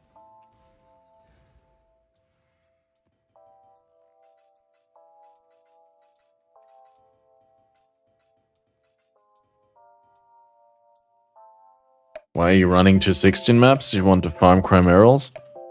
Yeah, I've been told they're a little bit more common because there's other beasts that can spawn in lower maps, but really you want to be running nothing else than tier 14 plus because there's so many things that you miss out on if you're not running altars. Like so many other gains, and there's also experience gain and stuff like that. But yeah, if you're prioritizing getting as many Chimerals for your Einhar missions as possible, then you should be farming, what is it, tier 4 maps, tier 5 maps, basically the lowest maps in which they can already spawn. I'm not sure, I couldn't find any information on it, and like last time I talked about people to talk to people about it, they were like some people said, yeah, they can spawn in tier 1 maps, other people said they can't spawn in tier 1 maps. And TLDR though, it's not worth running white maps in my opinion, just to, you know, get a slightly higher chance of getting the beast that you want.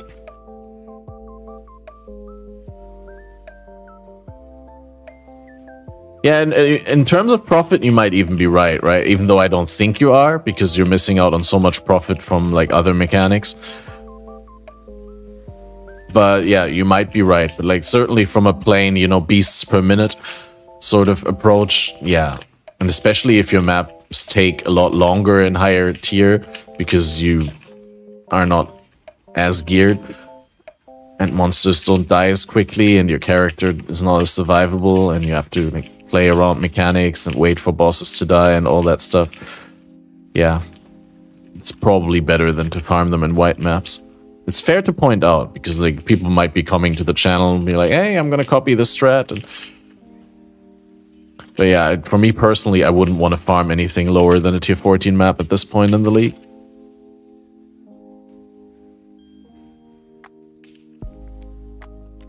Like, I want to get the progression towards the boss invitations. Like, that's worth so much.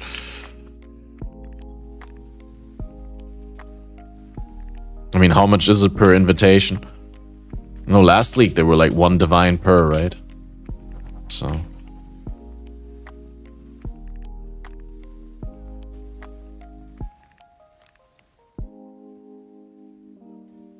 One invite, 0.6 divine. Yeah, what up, Insanity? How's it going? 0.7 for reds, even. Yeah, you can generate a lot of them.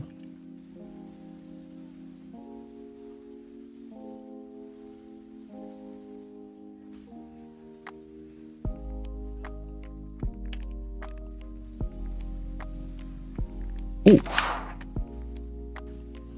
Don't leave me here. If you sell in bulk, you can easily get 1 divine per. Yeah, see that. The power of selling in bulk, dude. Holy shit. Holy shit. Oh, these are huge. Why are they so big?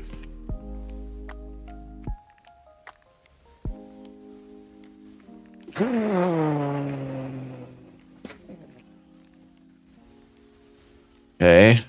Yeah, I think I'm losing this blight, dude. They're coming through. Yeah, no, nothing I could do there. Well, I could have saved my my Val Animate weapon for another point. Should like not started it without it up.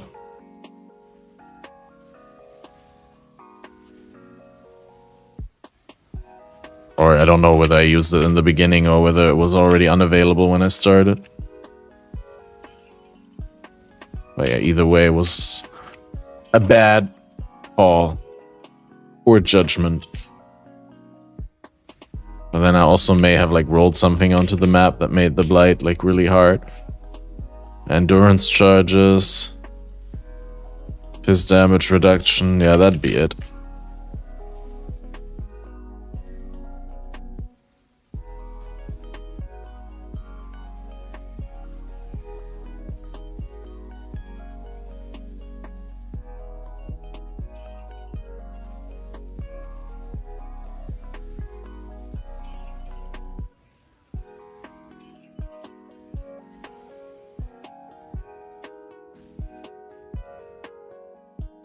$15 for 14 divine, slightly undercut the 1 divine Andes. Yeah, that sounds reasonable.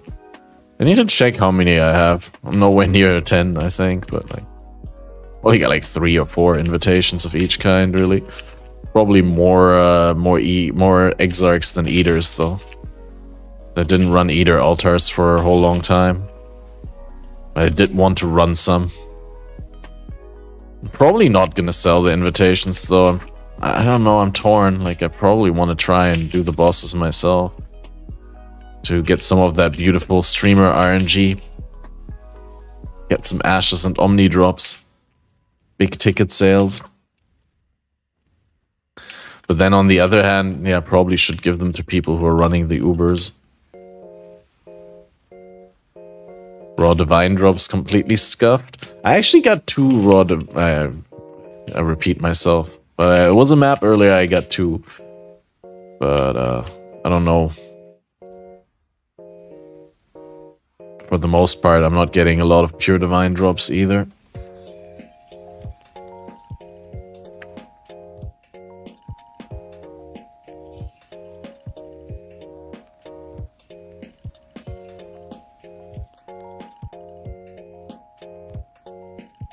I gotta love the special corrupted essences doubled when there's a shrieking on it. It's so good.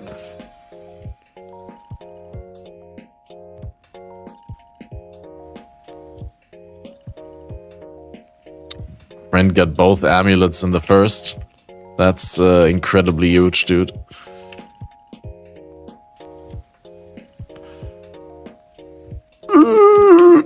What? I pressed the log! Fuck this game, dude. Was I ignited? I took the first bearer and like instantly saw my life was ticking down and I pressed the log and it just takes so long to log out today. Like I made the right gameplay decision. It was like, I thought standing there in the corner and like tanking 1 was okay. But then didn't expect to be ignited. Probably was an ignite map though. Like, I mean, otherwise would have been really lucky to get ignited by the first one. I also got an X today, but it was from a metamorph. Was it an ignite map, dude?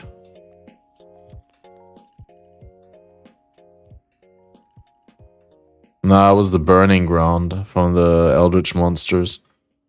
Yeah, my bad. I shouldn't have walked in there. It was a bad dead end.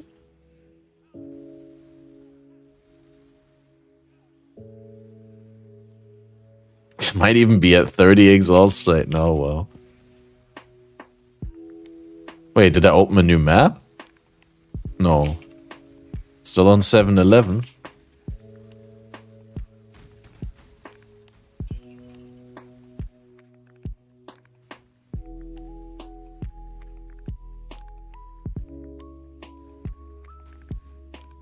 Man, I got so scammed out of my 10% XP again, dude. I really should get that upgrade against the burning ground and stick with it for the Eater maps. That's kind of my bad that I didn't.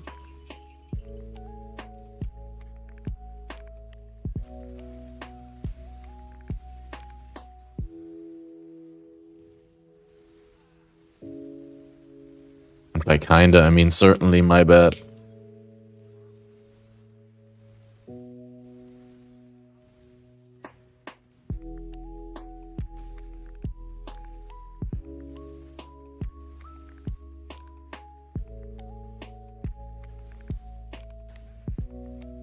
And I hate the feature of this game that, like, when you log out, it just removes the minimap sometimes.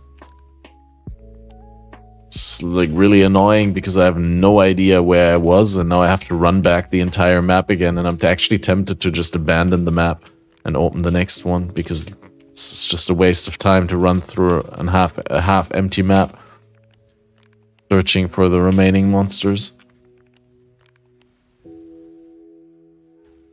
9 to 10 divines worth of sextants. Yeah, red guy OP.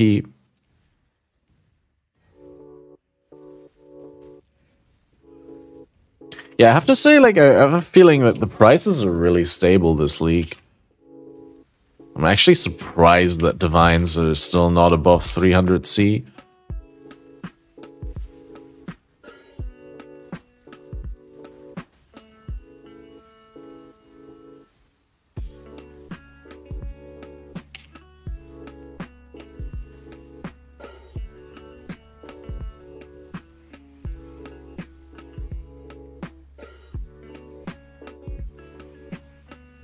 Yeah, I know. I've just been too lazy to do it. Like, I didn't have the map at some point when I started mapping, and I didn't think about it for a while. But yeah, you really should have the Burning Ground immunity. There's no good reason not to have it. Like, I mean, I got the Soul of Ralakish against Fizz Degens, which I just don't need as much as the Burning Ground stuff. Insane. We'll do it right after this map. It's just, it ties into, you know, what I always say is, like, I like playing the game. I don't like actually, like, thinking about item inventory stuff. I don't even like upgrading my build. Like, I do like it, but, like, you know, maybe every couple of days I spend, like, an hour or two looking for upgrades and, like, changing some things around. But, like, it's definitely not something I like to do every couple of maps. I just want to map. But yeah, no, definitely making it harder on me than I should by not picking that. I'm going to do that in a second. You guys are gonna remind me if I forget about it, right? Or are you gonna not say anything and just paper laugh? I mean, you could do either.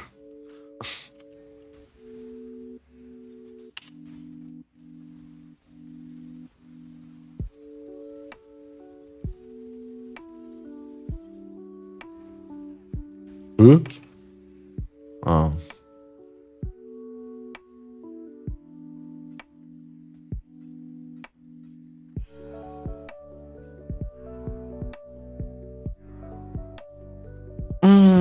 Well, 73%.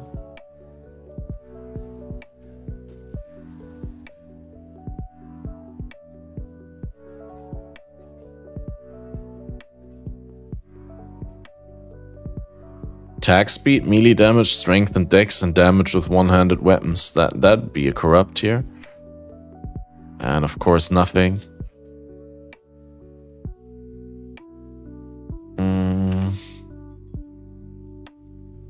No space for organs, as always.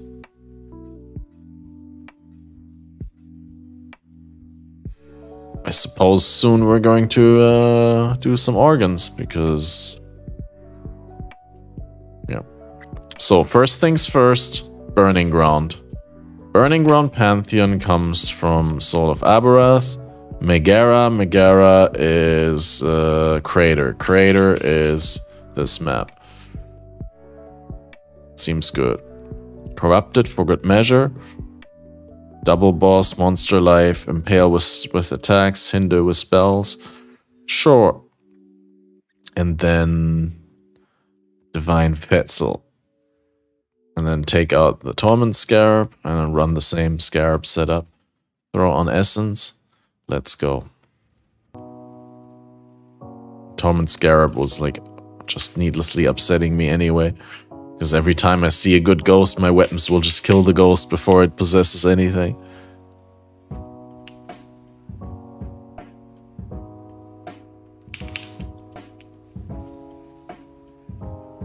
Gifts are 1.5 diff, so easy monies. Yeah, that's actually a good way to make money as well. Just spam those empowered lab trials.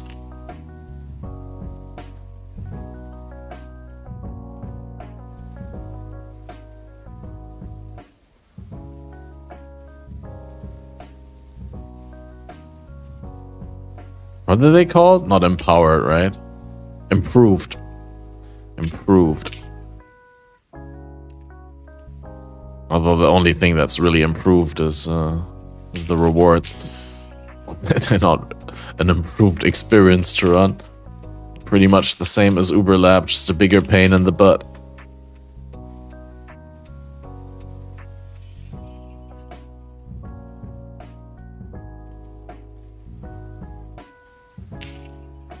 Could definitely like flip some essences around with Harvest. Probably sell a bunch of the the special essences for a good deal and make money that way. So I've probably got a number of divines and essences as well at this point.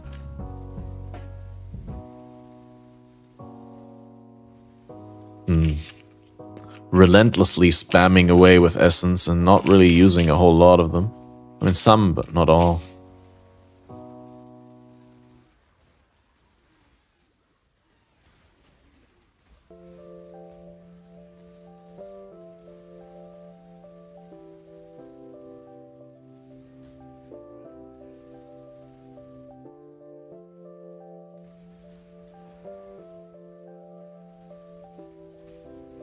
I think down there was the boss room that I walked past. And kind of wanted to go into that one here.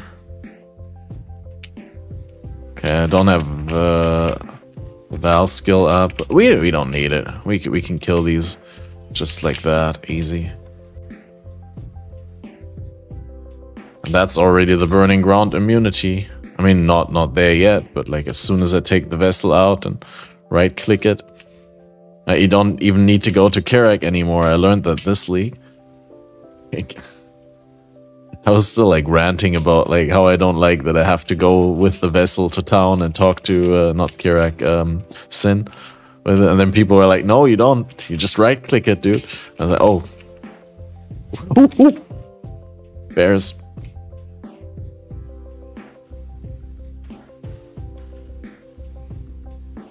Sinrak. Kirin.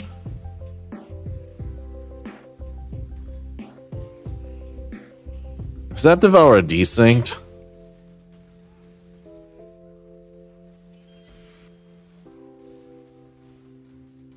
Doo-doo.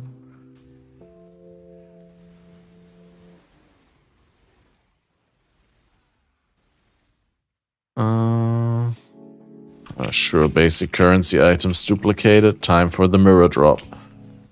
I mean, the mirror drop must be incoming like any time now, right? Never got a mirrors.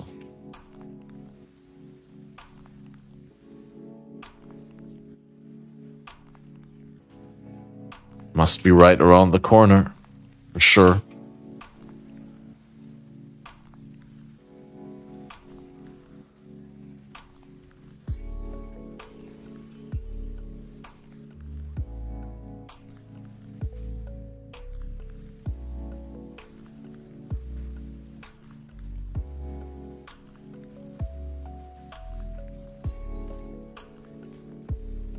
No sanctified orb for 2 leagues as well? What do you mean, the sacred orb? I don't get sacred orbs every league either. They're incredibly rare.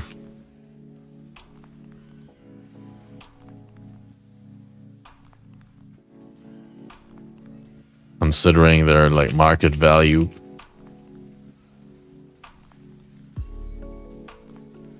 I mean, there is niche cases where they're worth.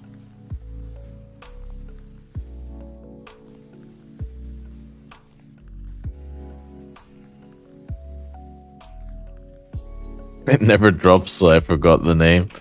Yeah, they could really introduce shards for that one. That would not be the worst. And while they added also divine shards, buff Harbinger a little. It's a little insulting to Harbinger that he can't get divine shards.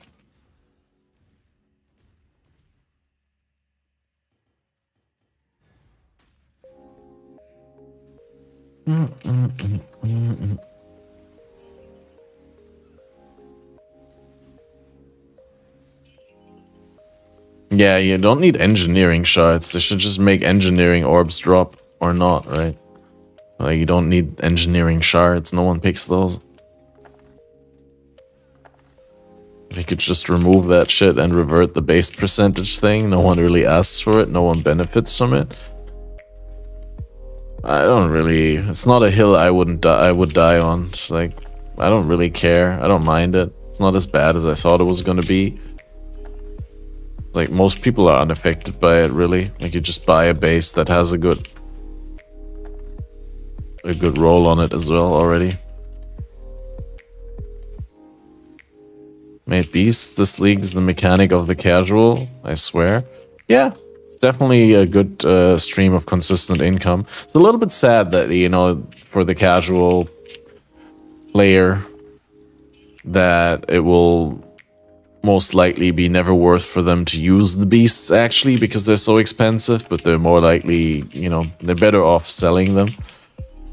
And then they never get to experiment with the fun of imprinting and splitting, but on the other hand, it's a great way to make some money, to get a hold in the economy. That's why. What does it even need to exist? Yeah, but there's other things I feel more strongly about that I'd rather have them invest development time into. If they can only do like XYZ, right? If they only can do 3 things, but they have to skip the 5th thing, then I'd rather have them address some things that bother me more. But the sacred orb thing might as well not exist. Which, you know, completely fair.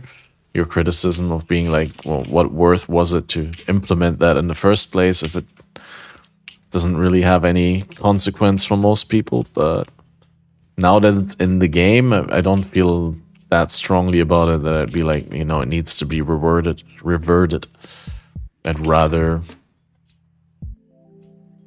I'd rather get color coding on Archnem back or something like that, right?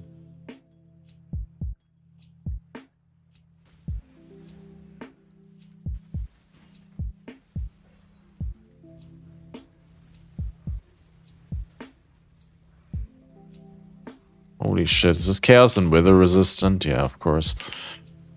Cycling damage reduction as well? No. Just Chaos and Wither. I mean, almost through it. It's not that bad. This one's bad. The Crucible apparently like spawned a thing in the leak mechanic thing, so you can't engage. Oh wait, actually you could, but nah, we're not doing it because I don't want to die to it. And what if it spawned like one of its monsters inside of that column again?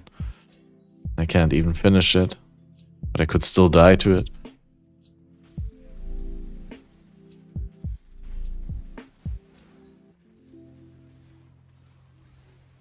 Oh, this one's not Chaos and Wither resistant. Easy.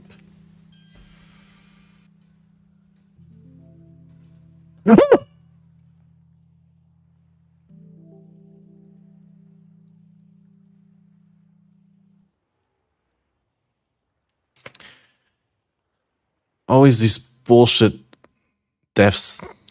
Like, I don't mind, like, you know, burning ground on death or, like, you know, toxic ground on death. Like, but why does a spell that hits persist after the monster that cast it died? It's just so bullshit. I'm so done with it. It just doesn't fit the pace of the game anymore. Like, having to wait for something like that. I don't know. It just feels so stupid to die like that. It's like, what is the correct play there? Wait like a bitch for 10 seconds until you pick up your loot and artificially delay your progress? Should have got the vessel? Well, I mean, I'm only gonna pick up the loot anyway, right? Not like, makes a huge difference. I also didn't pick any burning ground things here.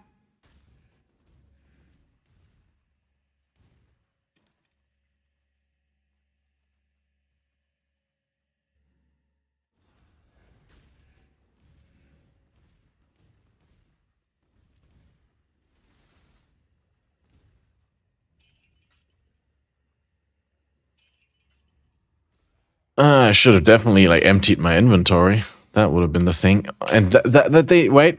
I understand that they like if they are satisfied with how the league works and they don't want to make it more generous and more rewarding, but like this fuckery with the overlay and that they completely abandon the league and not actually fixing the basic functionality is so upsetting.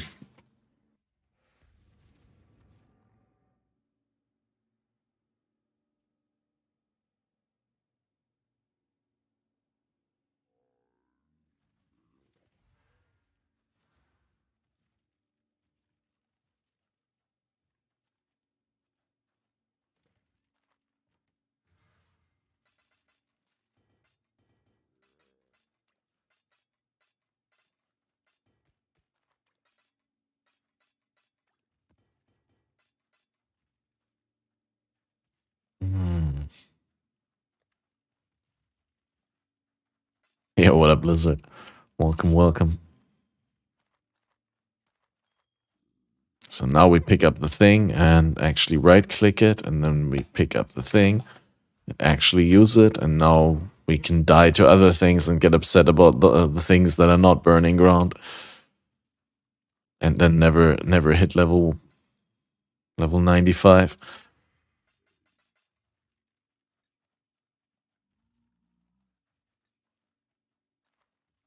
Well, I mean, there's certainly one thing to get upset about, and that's the music player by Stream Elements, Dan's game.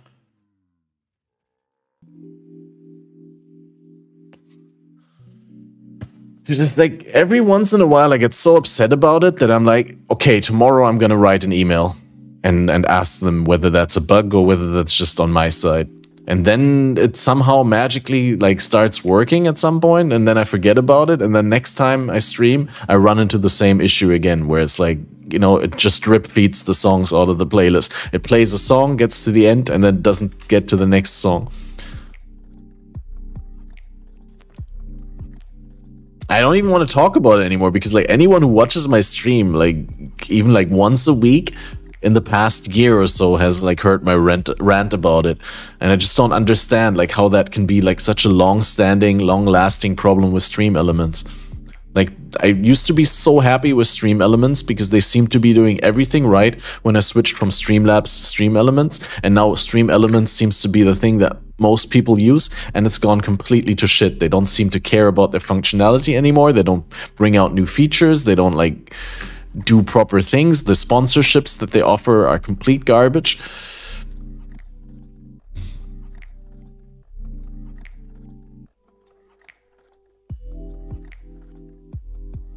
Ever good will they get back from Sanctum has been wiped with lack of communication. Oh, God will, yeah.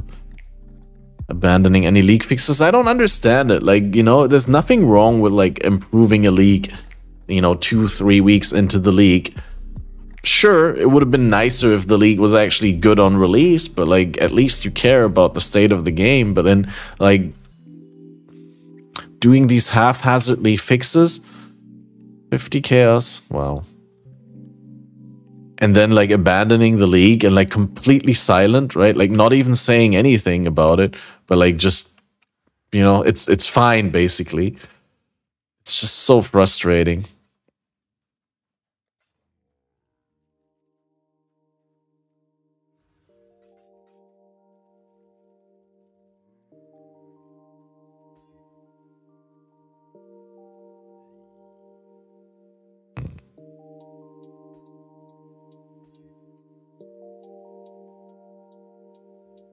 Oh, it's attack speed with axes, but not while holding an axe, so it wouldn't apply to shield charge.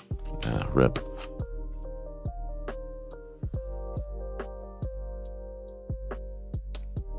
There are better maps to spawn the frog. Do you know anything about it? So are you doing Crater? No, I did Crater because I wanted to get the Pantheon for Burning Ground.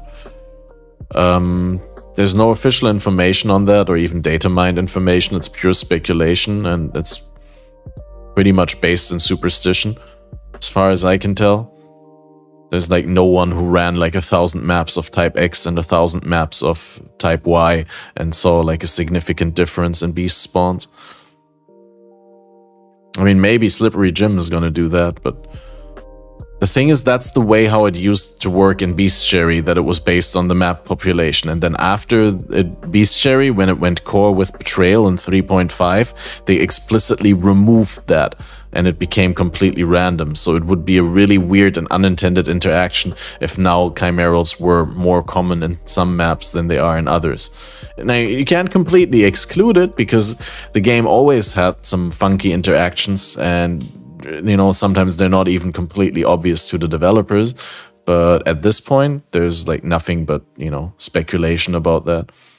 There's no like evidence that it's better on certain maps. It's better on lower maps, right? If you're not getting the max out of tier 14 plus, and if that puts an extra strain on your build, right, to the point where it slows you down and you actually only care about generating currency from beasts, then yeah, you should be running like lower maps. I don't know what the minimum map level is to spawn the beasts though, so be sure to do at least like 75, I think, then you're safe. But honestly, I don't think it's worth it to forego all the rewards that you get from doing tier 14 plus with the altars and with the progression towards the bosses.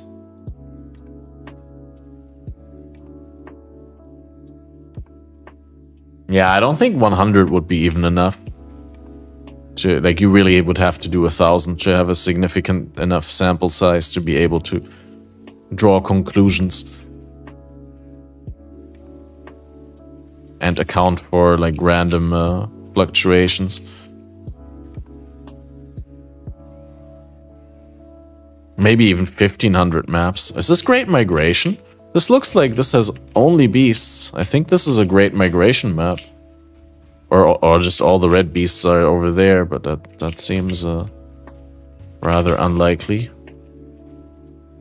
No, wait for how many chimerals we don't get.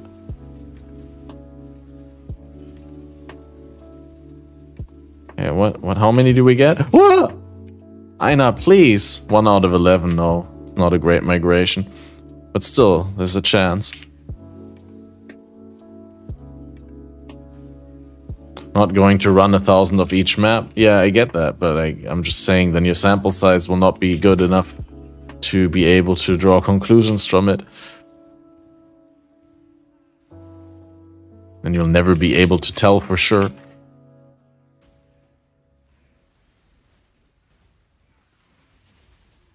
Because if you know, if imprint is really like 1 in 50 maps that you get an imprint beast, then and doing just 100 or 150 maps, like even 1,000 maps would probably not be enough.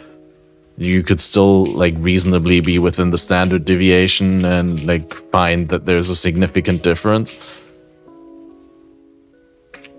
in your sample size and your data set, but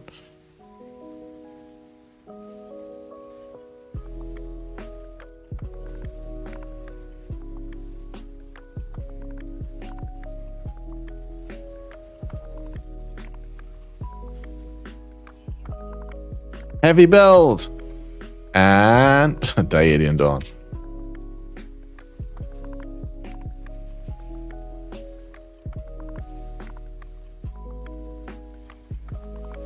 Already burnt my beast RNG for today, it seems.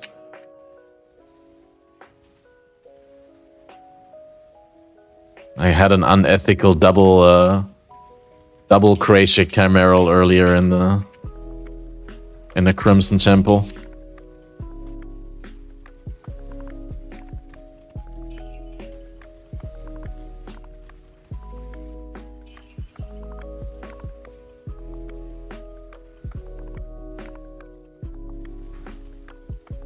Damn statistics, I was screwed.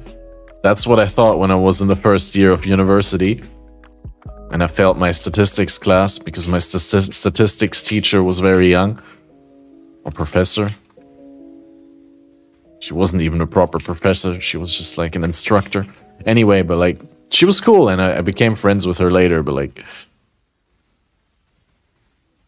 she just didn't really have any option but let me fail my first statistics class because I like had too many, I missed too many classes. And there was like mandatory attendance for that class. Actually, for all the classes at that place.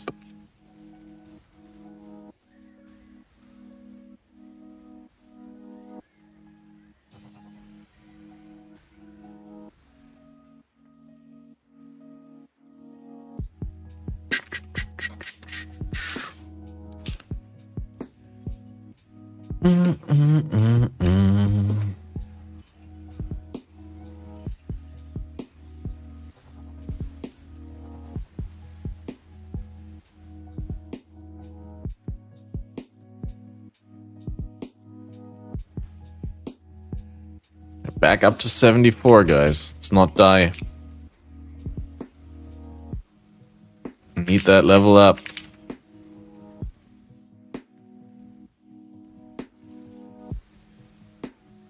Not doing Crucible.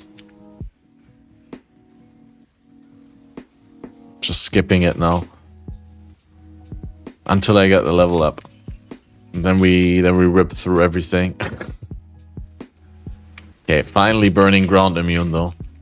Actually, not only immune, Burning Ground is not detrimental, but it's like beneficial now. We get the movement speed.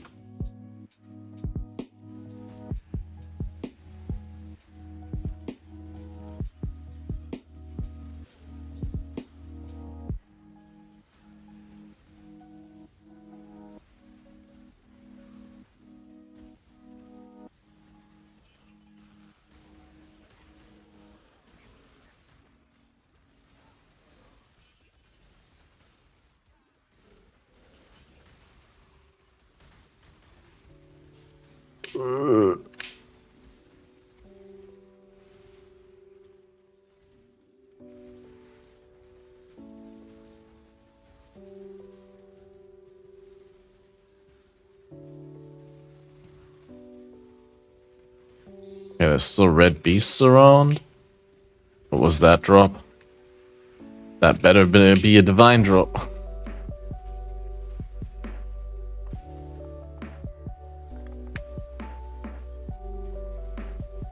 And all the red beasts are crap beasts. Next map, we're getting double Chimeral again, though.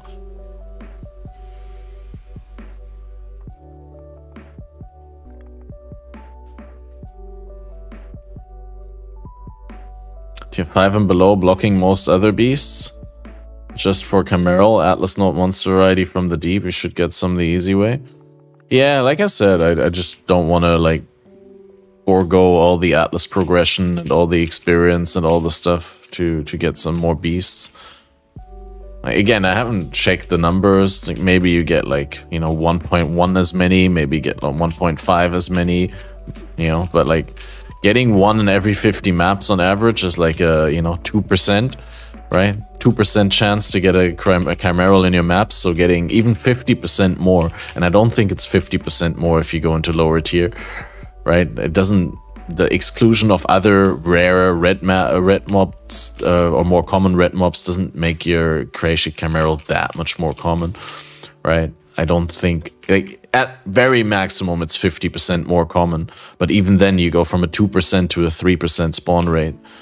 But in turn you lose all the other mechanics, you lose all the experience, all the Atlas rewards, and the invitations. In my book, it's not worth it.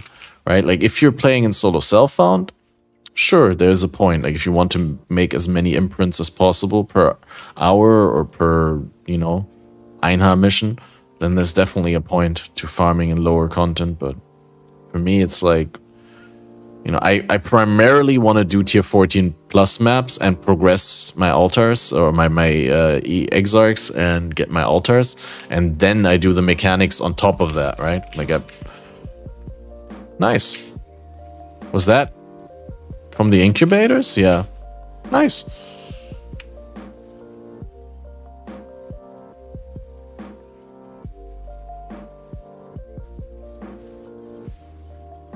I honestly didn't expect the divine from the random item incubators at all. Even 3 X shards, dude.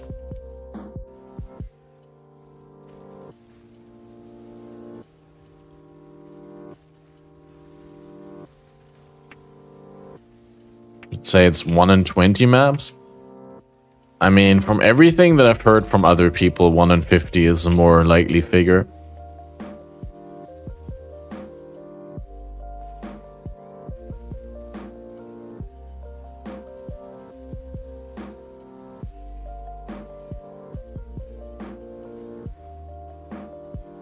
Yeah, but that's because there's nothing in the white maps, right? I already admitted, yeah, you'll get more beasts per minute, and if that's your measure, right, more beasts per minute, more beasts per hour, and so sure, go for the white maps. But the reason that you can do white maps faster is because you don't have any additional content on white maps, and you don't have any problem with abandoning the white map because it's literally worthless. So I don't know, if you come out ahead at all from doing the white map spam, then you're only coming out ahead in like pure beast gains. But like in terms of like actual like overall net worth gain, I don't think you come out ahead. And if you do, then by a very small margin, and what you sacrifice is like, you know, progression, like getting gems, getting the other stuff. And yeah, like I said, there's a time and a place for doing that, but I just don't feel like doing that.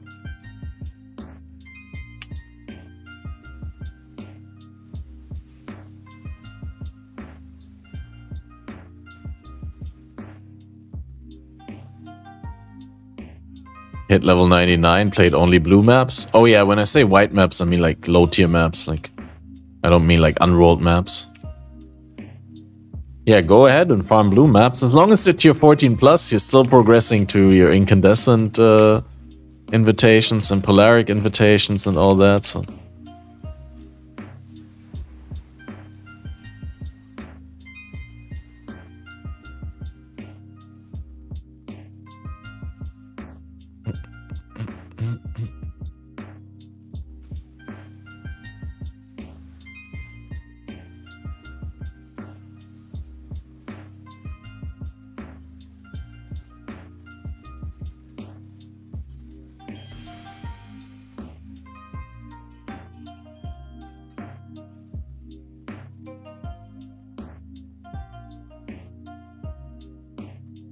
Too much trash.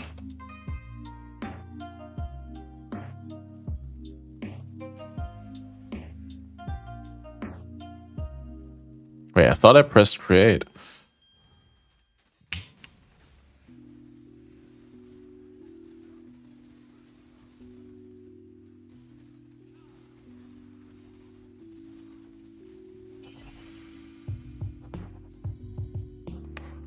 Wow, dude. Yeah, I get it. Like, I mean, obviously, when you said blue map, it's very obvious because there's white, yellow, and red maps. But like, there's also, you know, looking at the rarity, there's also white, blue, and yellow. So that's. I just wanted to be very clear when I said white maps, I did not mean unrolled maps, but I meant like tier 1 through 5. Because I didn't know like how much of the conversation you already listened to or whether you just came in.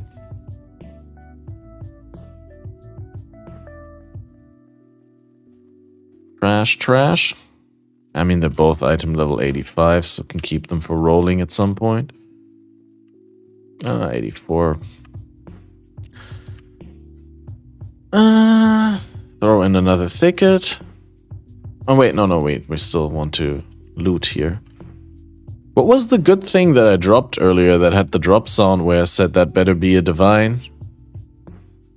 I don't remember. Did I walk past it? Did I ever pick it up? I think it was like up there somewhere, right? It's like a big red circle thing.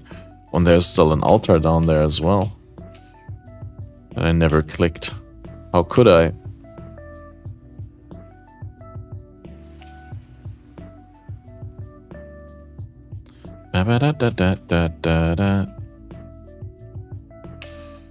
Did I pick it up, actually? I think I picked it up, but I don't remember what it was. What's going for a divine? Krashik Chimerals, aka the Imprint Beast. Yeah, basically like a blue-red frog. I could show you if I had one, but I don't have them at the moment. They sell really quickly. But yeah, basically the idea is you spec into Bestiary, you get the beasts are more likely to get less common varieties and increased chance to be from the deep. And ideally also some other clusters like these ones that make the beasts appear in pairs and grant additional packs and all that. And then you just spam your maps. It's better to do low-level maps because there's a lot of other beasts that have a minimum level requirement, so you can't get them on low maps, which makes the ones that you do want to get more likely. But I would personally say I want to farm tier 14 plus because there's so many other things that you can get in tier 14 plus. So even if you get unlucky with the beasts, you're still making consistent currency by generating like boss invitations and RNG stuff with the altars and stuff. And there's also like here, the other beast, Phenumal Plagued Arachnid, the spider that is that allows you to split an item into two with half of the mods on each item. These ones are also kind of expensive. I sold a number earlier for 0.5 divines, but it seems like there's too many listed for 0.5. So I guess if I go down to 0.2, then I'll be able to make a sale and people are gonna come in and be like, hey, I want that. I'm sure if I wait until tomorrow...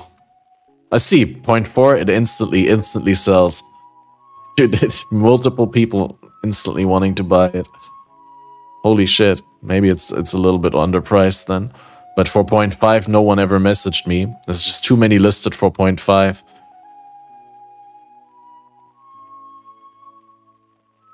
People sleeping on Einha? I'm not sure actually. The price has been very stable, so...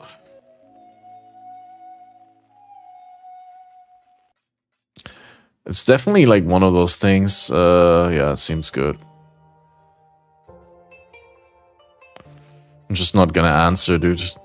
Like, that's also one thing. Like, why is there no in between? Why no one messages me when it's listed for 0.5, but for 0.4 it's so advantageous. Like, it's such a good price that like I instantly get spammed by like 6 different people.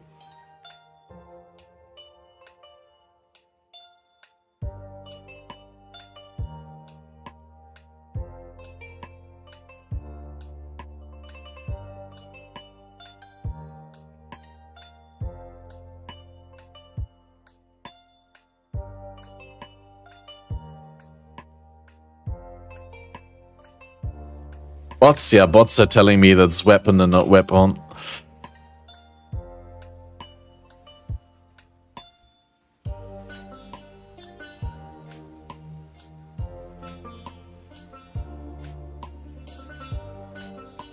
Hey, this is Underground Sea. Underground Sea must have a frog, right? Like, Underground Sea is basically monsters from the deep, right? I'd be surprised if we don't get a frog here.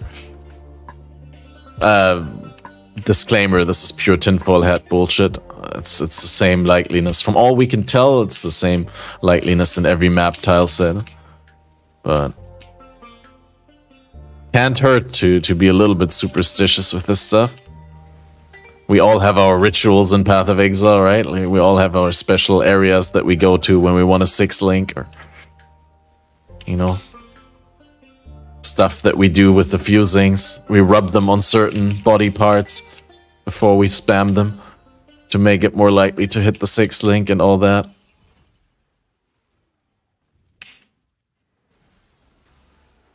Some well-programmed bots, yeah, some definitely well-mannered bots. I was surprised that they instantly messaged me because normally, like, the trade only really refreshes on area change.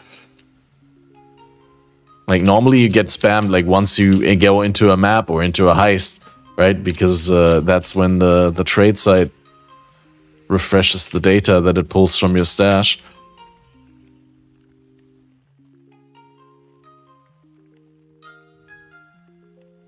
Well, they changed how it updates, okay. So, like, shorter intervals or something like that.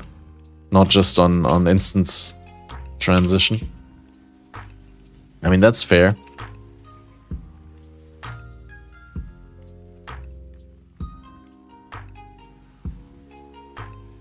Okay, just don't die. We're so close to getting the level up this time. This time we can do it. 80%, guys.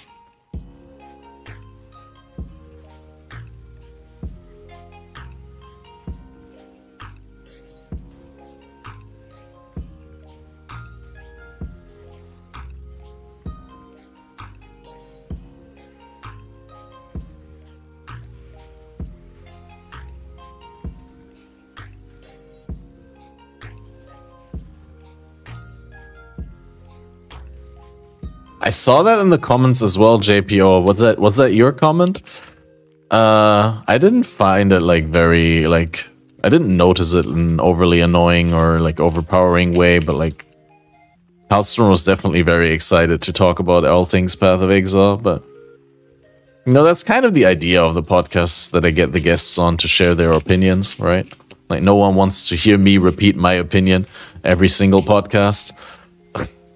But that's kind of the reason why we can do the podcast so frequently, is because changing guests. If it was just Balor and me all the time, we'd just be saying the same things like every week. So I'm kind of happy when people, like, without needing much like moderation or prompting, like, they're just ready to say things on the podcast. But yeah, it's always a little bit of a concern that the people who are more chatty and more extroverted kind of drown out the people who are more laid back and like not so eager to force themselves into the conversation.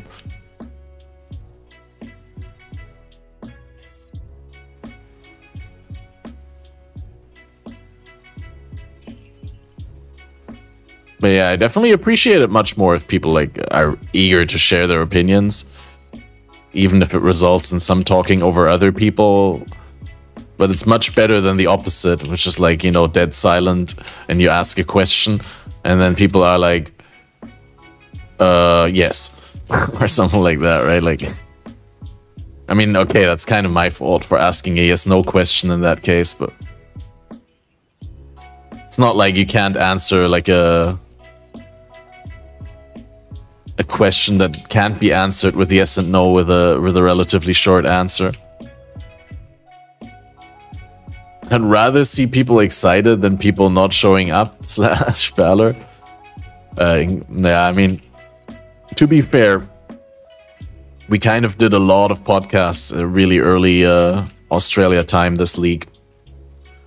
Like last league, I made an effort to keep it like 50-50 between the late time slot and the early time slot, like 12 p.m. GMT and 9 p.m. GMT. And this league, we just did a lot more 9 p.m. GMT because it's just easier to get guests for that, because a lot of guests are either EU or US. So for them, it's either afternoon or evening, as opposed to doing the 12 p.m. time slot is, yeah, really good for Balor, right? Because it's like his evening. But then for US people, it's really rough because it's super early in the day. And yeah, I don't know. Like with guests, you always want to, you want to walk a healthy middle, right? You don't want to like demand too much off of your guests. You don't want to like make the friction to come onto the podcast too hard. It should be always like a chill opportunity to just come on and talk some fun stuff. Not too much pressure to like be super prepared or super like to super ready to like flip your day schedule upside down. What's happening here? Oh, they were just like dormant monsters or what? They like revived monsters or something? I guess they're undead Roa skeletons or something like that.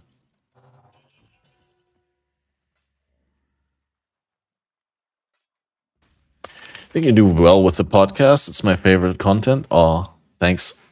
I appreciate that. Like I said earlier, like a lot of people have been showing up in the comment sections, and like while YouTube still says we need more engagement, right? Like definitely need to work on asking people to sub, and and like and leave a comment and all that. But like people have been showing up and just leaving comments and being like, oh, I've been watching this podcast since I started playing in Harvest and have not missed a single episode, and I'm still watching it and getting consistently better. And yeah, definitely a lot of positive vibes. Also some useful negative feedback always. Like some people point out some flaws that I also see, right? And where I gotta be careful, but overall, the feedback has been overwhelmingly positive. And I'm happy that I can provide content that people like, right? I mean, my streams are sort of hit and miss. They're good, but like they don't get like that much attention. And then, you know, my YouTube videos, that definitely super hit or miss, right? Like some YouTube videos do well, some I put a lot of time in and they just never take off. And the only thing that I can apparently consistently do well with is the podcast, so I'm definitely focusing on that. And there also seems to be a reasonable niche right now, a gap, a demand for podcasts with different people from the community. So I'm glad I'm in a position to serve that. Because I myself am quite a PoE podcast aficionado, and I've seen over the years, I've seen many podcasts come and go, and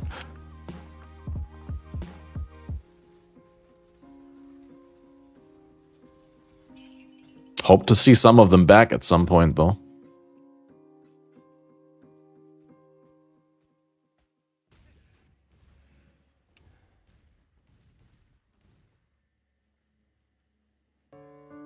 Just feels bad when your host comes off as not engaged without having this kind of context.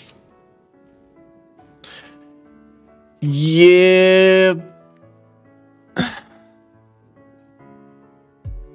See, that's also like a kind of double-edged sword with like Balor as a co-host, right? Like on the one hand, I want to call Balor the co-host because factually he is there for most episodes, but like officially Balor is not really like an equal partner in the podcast. I wanted to make that happen and we tried that for a while, and then Balor was like, yeah, I'm really not, I don't think I'm reliable enough, I don't think I'm up to the task, and it's your podcast and you should be doing it and you should be getting it on your YouTube, right? Because you're doing all the work. And I'm like, yeah, okay, sure, but I still like kind of want to credit Balor for being, you know, kind of one of the faces of Faded Connections basically. But then people think that he's slacking when he's not appearing, which is, I mean, honestly, the person that's most upset about Balor not being on the podcast with Palstron and Tuna and MB Extreme, for example, was Balor. Like, Balor was super upset about that because he just completely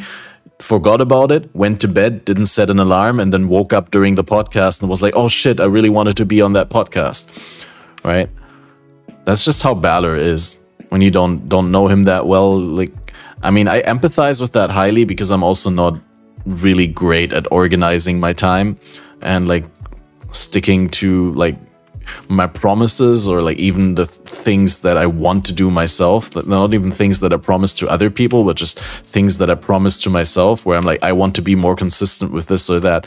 Like, I want to have a more consistent sleep schedule is something that I said like since the start of the league. Like, part of the reason I'm not doing as much content as I used to is like, hey, I really want to like find a schedule where it works out for me. And now like the past week or two, I've always been going to bed like super late in the morning. Like, well, super early in the morning after staying awake all night, basically. What I like about your streams is you're reading the questions out loud, which is good for second screen listening only. Yeah, I've been thinking about maybe getting like a text-to-speech for that sort of stuff that make things easier. I also thought about like maybe making an AI, right? Like making an AI that engages in a constant conversation with me and like reads out the questions to me and says like, hey, Capmaster, by the way, this and that person from chat said that, this and that. What do you think about it? And all that. That would be a super cool show, I think. Well, I mean, not right now, right? Like, but like when it's at the point where it would be valuable, right? Where it wouldn't be obnoxiously annoying. I do understand that people come here to hear my voice and my opinions and like don't want to be annoyed by like flashy graphics popping up on the screen or like, you know, computer voices going like and 7777777 and all that, you know. I mean, there's content for everyone. I'm not even hating on like people who do these extreme text-to-speech stuff, but I also value streams that don't have that. Cat, this guy asked about your mom. What do you think about it? Yeah, why not?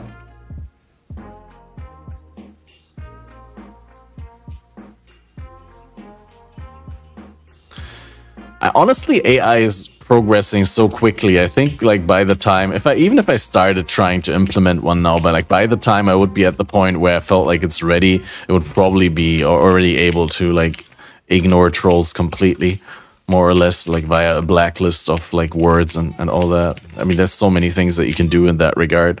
I mean, have you tried like ChatGPT recently? Have you tried like getting anything unethical out of ChatGPT?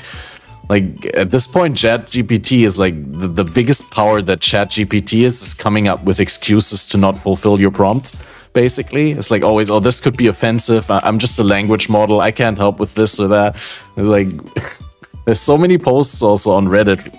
Like, I don't use ChatGPT that much, but I try to keep up with like the fun things that people find out that you can do with ChatGPT. And like recently, there's been a lot of things that ChatGPT just refuses to do, like tell your mama jokes, for example. It just says like, hey, they could be offensive. I'm just a language model. I'm not supposed to be hurting other people's feelings and all that. So I can't follow up on your prompt and stuff like that. But yeah, I mean, there's a point relatively close in the future where these large language models are going to be like, for the most part, at least like for text communication, they're gonna be like almost indistinguishable from a real human. And there's always gonna be borderline cases where you can tell, but as far as like having a virtual assistant on stream that can talk to you, you know, like a moderator for the stream that relays chat questions to me and like answers questions from chat based on things that I've said before to similar questions and all that. I think that would be very possible to do within like this year, right? Like by the end of this year, you could probably make a very good one.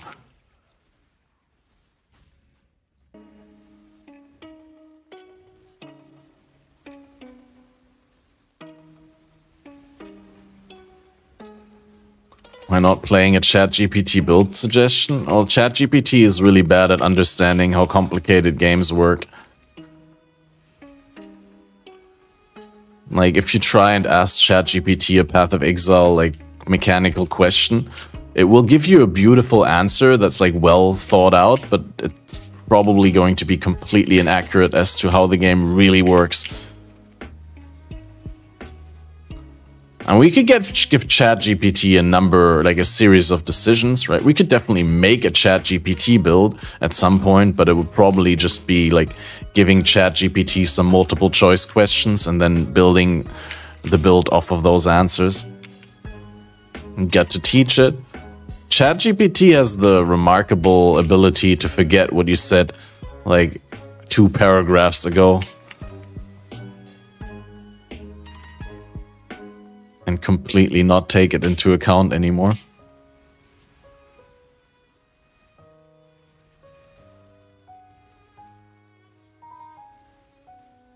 Already checked the metamorph organs while we're waiting for the blight monsters to come in.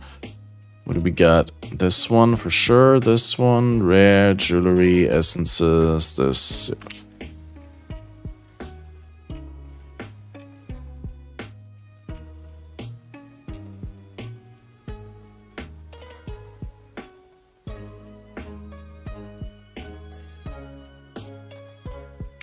Nice.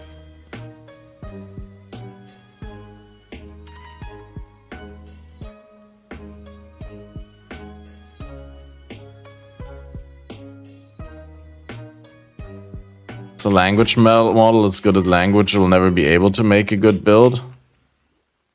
I think if there was more like well-written build guide information, like, you know, like a factor of 10 or 1,000, right? Like way more material about Path of Exile, then I think ChatGPT would also be able to, by taking all that into account, probably would be able to give some better build advice. But yeah, you're right. It's essentially it's a language model, and it doesn't understand what it says.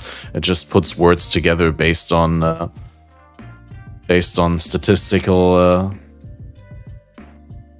data of how likely it is to follow up this sequence of words with another sequence of words. But considering that it is only that, it has done some amazing stuff in the past, so I wouldn't put it past it that it can do something eventually. Especially like when you combine it with other AI technology, it might be very powerful. Maybe we'll get like an actual, like, you know, AI that is good at understanding things at some point, and then if you plug that into the language module, and you're able to extract information and then put it into context. Definitely, we live in wonderful times.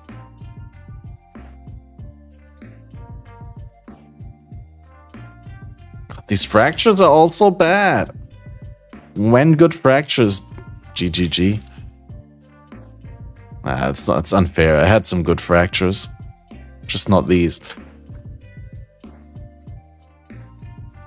I guess we still get the bonus metamorph. Man, these are always so bad though, because if you don't have multi-boss maps, I really should go and do like Shitty Square or something like that. Something that has 3 bosses. So that I can generate more organs per map. So that the second metamorph also drops a set of organs.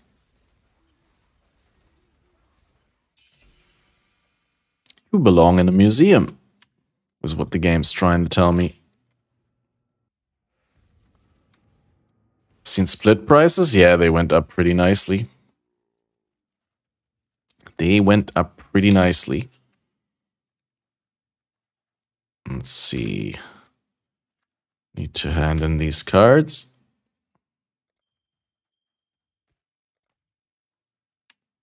Grace effect on Belt of the Deceiver, PogChamp.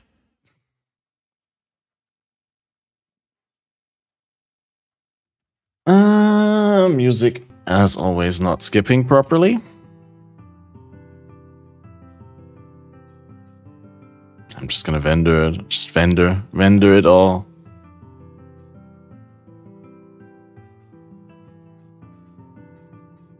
Seen my gloves? No, are they in the Discord?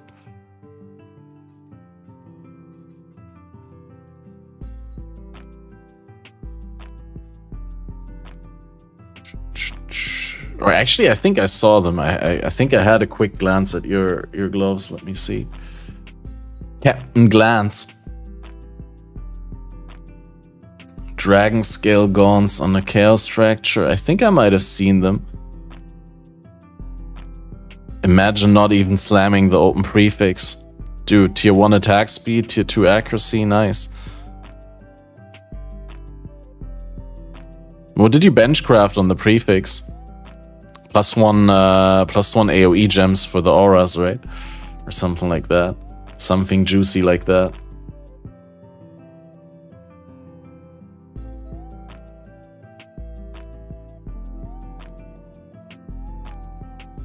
Could have slammed though.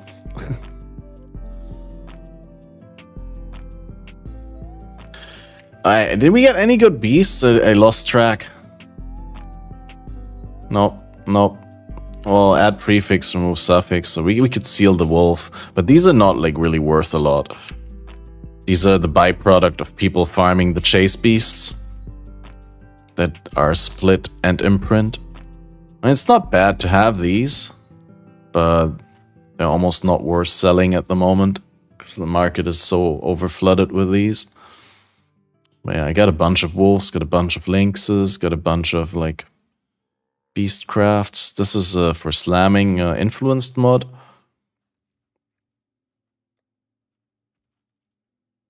And yeah, dude, the split beast went away so quickly. I sold some earlier for 0.5 divine, like for half a divine per split beast. And then I listed the last one I had also for half a divine, and it never sold because there was like too many listed for half a divine. Also, why does this not sell, dude? I should have like directly priced this at 2 and could have sold it maybe. Now I have to price it down. Need to price these down more rigorously so we can make the sales.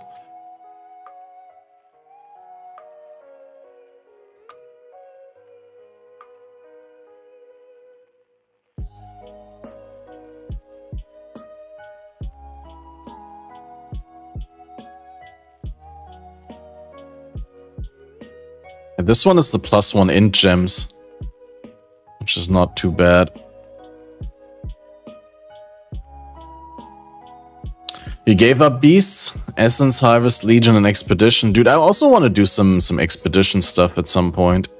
I do like the beast farming though. It's so chill, and I also like, now that I know how cheap scarabs are, it's just so nice to like have all the scarabs that you want to run on your maps and just never run out of them.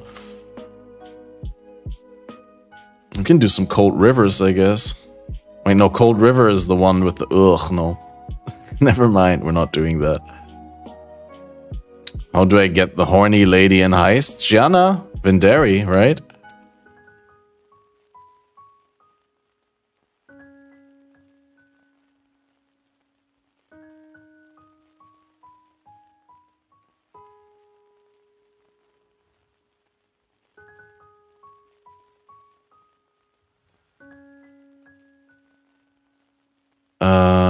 Crimson Town shit, maybe, or Pier is good. Pier's good, man. How do I get Venderi? Oh wait, no, Gianna brings Venderi. I mean, there's like this order that, and Lizard knows it off the top of his head. Heist, unlock, order, PoE. Here, so it's like Karst into Huck, into Niles, into Venderi, into Gianna. Okay, right. So you have to run with Niles to get Venderi, and if you don't have Niles yet, you have to run Huck.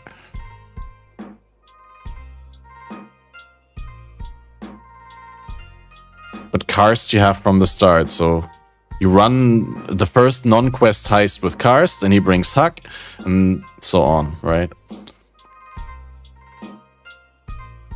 Just copy paste that into chat. Valor mentioned that turning off sound helps with performance was a serious statement. It is a serious statement. Like, Valor is overstating it always a little bit, but it definitely is a thing that I've heard from many people, but it's only for like extremely juiced content, right? Like when there's actually so many sounds that it puts a strain on your performance. It generally doesn't do all that much, but if you're doing like super hyper juice stuff, then yeah.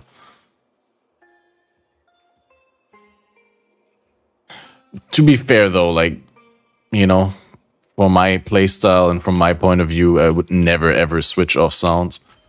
Because I think like sounds are so important to be able to counterplay. Especially now that I know that sound is the most important tell for the Crystal Skin Arch Nemesis mod. The tink sound. It's very obvious.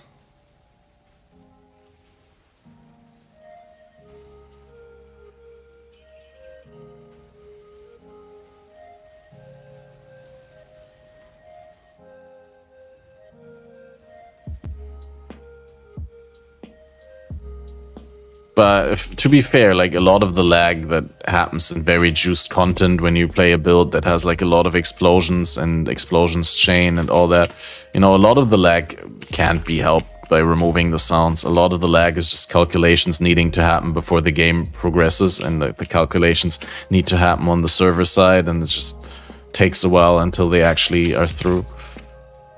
Right?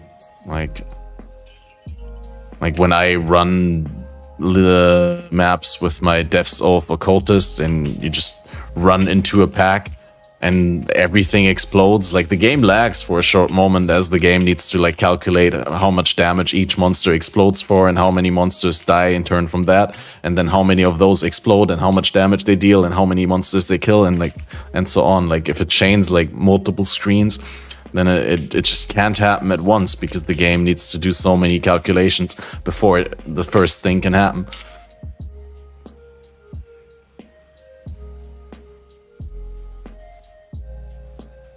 It's in a way, it's like something that they can never fully fix if they don't want the game to be boring, right? Like one of the special things about Path of Exile is you can make these incredibly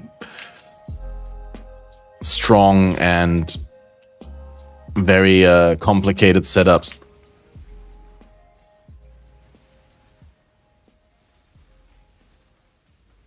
And they've already dialed it back quite a lot with like chaining explosions, for example. Like a lot of explosions can't like chain anymore, right? They just happen when you kill with your like damage, but then if the explosion kills, then it can't cause another explosion.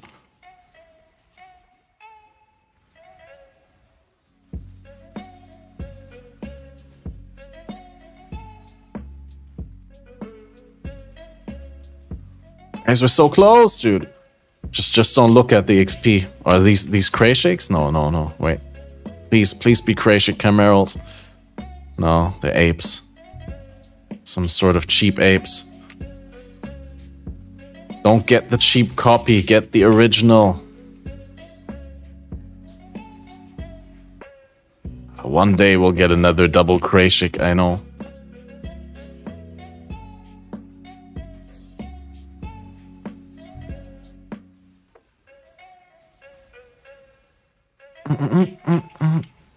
Kirac strategy this league, taking Wandering Path, 40 quant on Kirac missions and 30% pack size.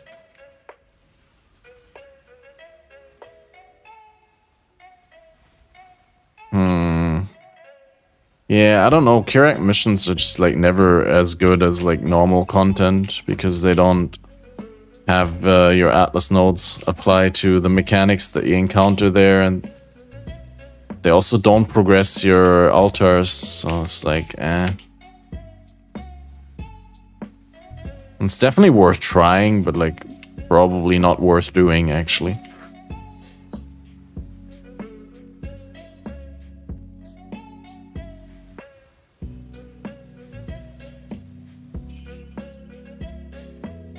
I don't know, man, like, getting altars is just too good.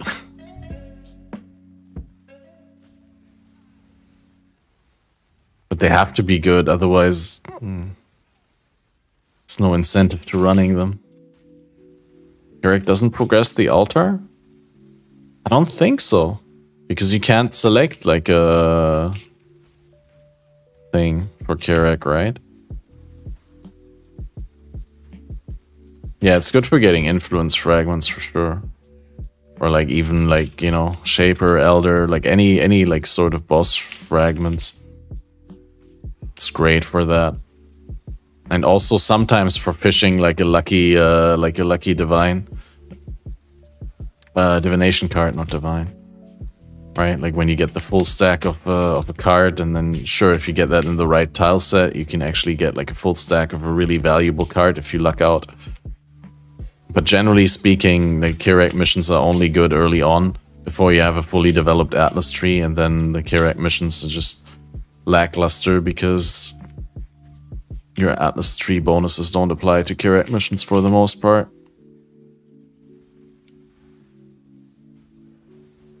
Like generally speaking, there might be like 1 or 2 exceptions where it says like Kirac missions do this or that, but yeah, no altars, no mavens.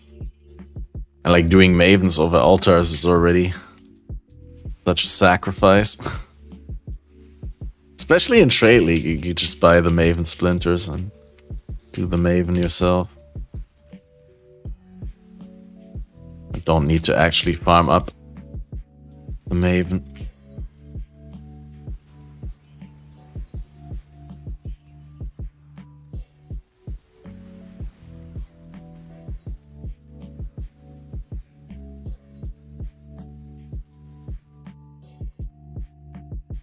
Yeah, I'm missing a beast. How'd that happen? Einhar slacking again. Oh no, I was slacking. I was still full HP. Okay, where do we do Metamorph? Probably here. That's what I really dislike about the Crimson Temple is like there's not many good Metamorph spots if you value maneuverability. And you always have to either go to in front of the boss room or to the start room or like one of the like maybe sometimes there's like 1 or 2 rooms in the middle that are kind of okay for it. Currency or unique? Currency, right? Currency could be good, unique is never good. Oh, Misha going to 5k today. Crazy man.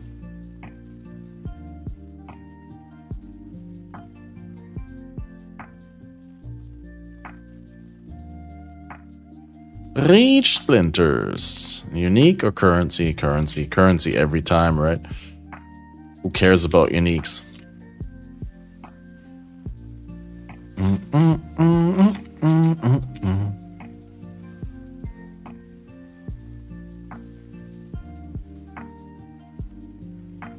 I do that for the Crucible. But like for the Metamorphs, I kind of want to run circles around it and see it for the animation.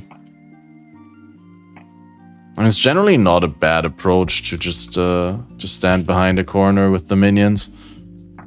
But every now and then it can mess you up.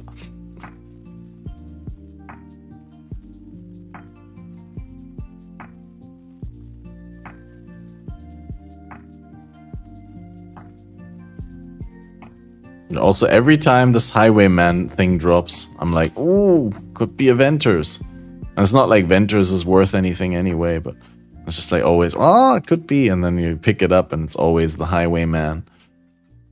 Nice bait, GGG.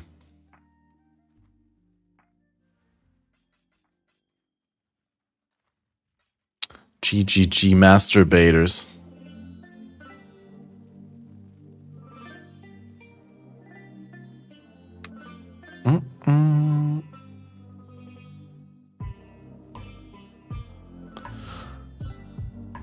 I'm gonna run out of remnants soon. I spec'd out of the remnants in the Atlas tree.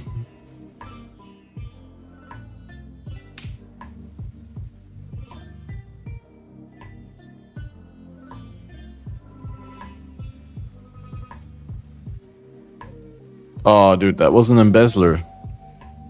No way. Torment spirits are just way too low HP to be able to do anything with them.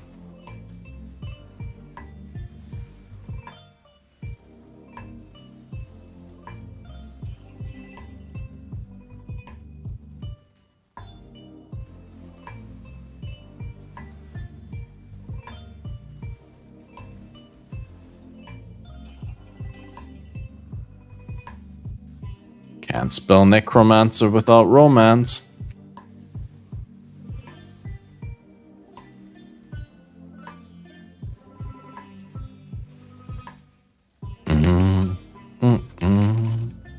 Which reminds me to schedule out an episode with Gazi. We haven't had Gazi on the podcast this league yet. There's always a fun banter that ensues between Balor and Gazi, as they have quite different opinions on a lot of summoner build topics.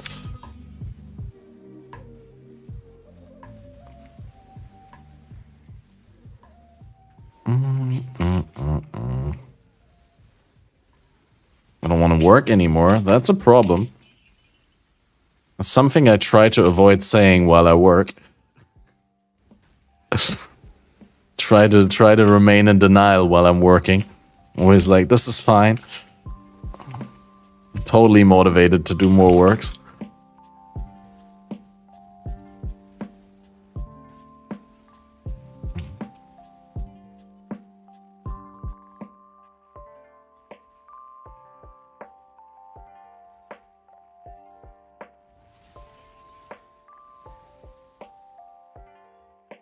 Somebody just wanted to buy my item, went into my portal. It happened to me earlier this league as well. Someone like invited me and I just walked into their map. Luckily, they were already done with the map, so they didn't take offense. But it was like I just spam clicked to walk to the stash and then like randomly like walked into their portal.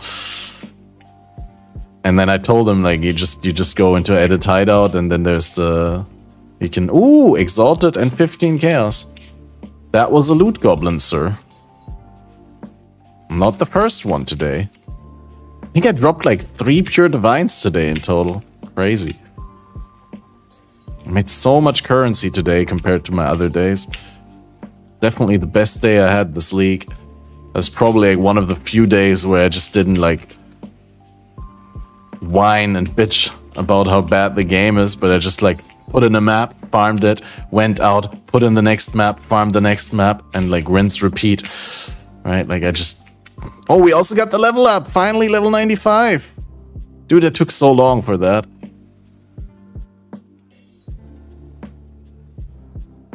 Yeah, I agree. We gotta be really careful to not like become an echo chamber and say the same things over and over when we're doing the increased podcast frequency in the first month of the league.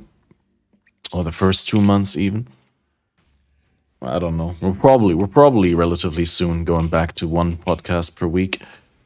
This is really not that much to talk about. But then during ExileCon maybe we'll do more. Although Balor is at ExileCon, so I don't know. Might have to do some podcasts with some other guys, because much as I like the idea of like having Balor tune in via phone from ExileCon and all that would be super cool, but knowing Balor, that's probably very hard to coordinate.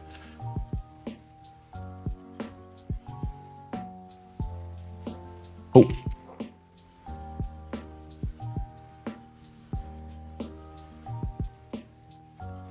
Yeah, I also think Balor has like interesting takes on a lot of things. He gets like a needless amount of hate for his takes because he's just like unapologetically himself. Right? And people think that that's happening out of arrogance or something like that.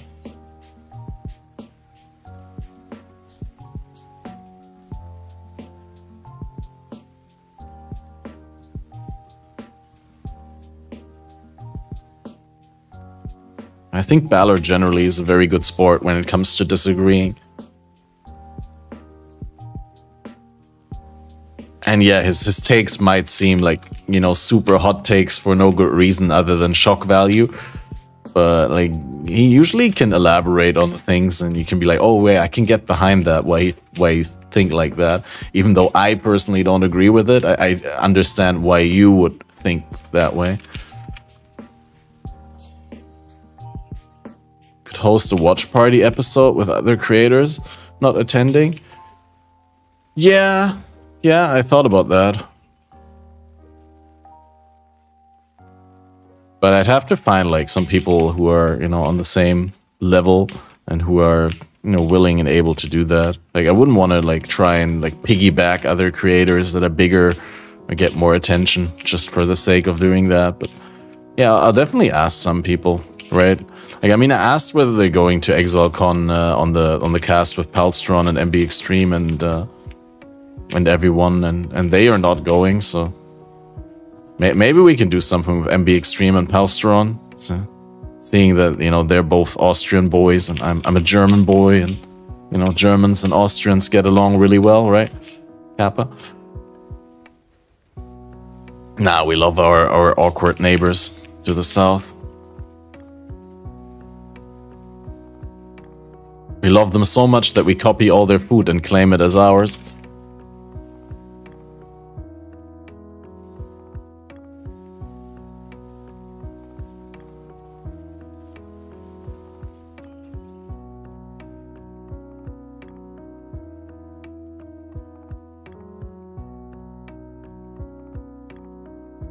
That's one specific part of our common history that I wasn't alluding to.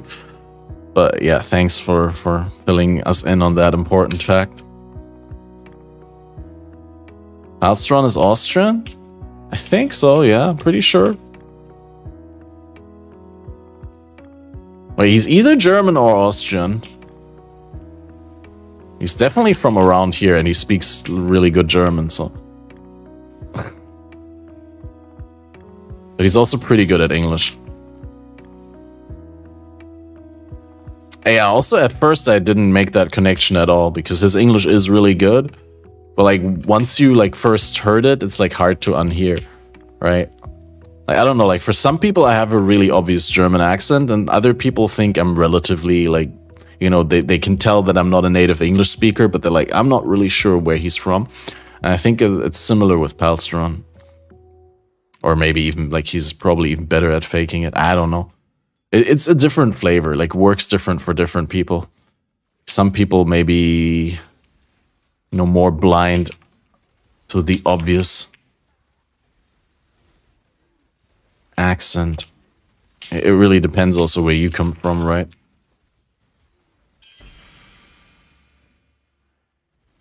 Is English is native? Well, it's definitely on native speaker quality for sure.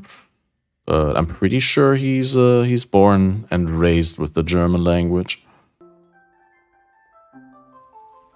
Otherwise, his Austrian wouldn't be as good as it is. Like, the thing is, no, like I'm actually 100% sure he must be Austrian, like, and can't be German because I heard him and MB Extreme talk, right? And then they talk very colorful Austrian German. Österreichisch. It definitely sound German or Danish. Damn.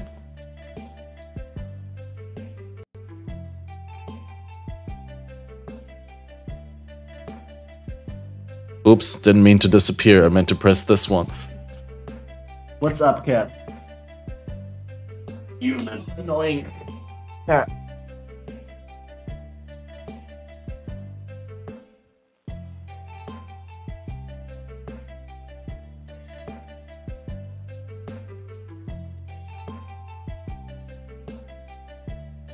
YouTube chat goes brr with the chat bot. Oh.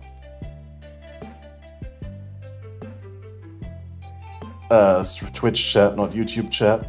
Yeah, I need to find a way to get a better YouTube chat on the stream. It's just like the way that I'm doing it right now, I have to, every time I start a new YouTube stream, I have to like separately get the YouTube stream in here, and so I kind of gave up on it. But I should actually make sure that the YouTube chat is on the YouTube streams as well. I mean, with YouTube VODs, it's a little bit better with the chat, so it's kind of included, but...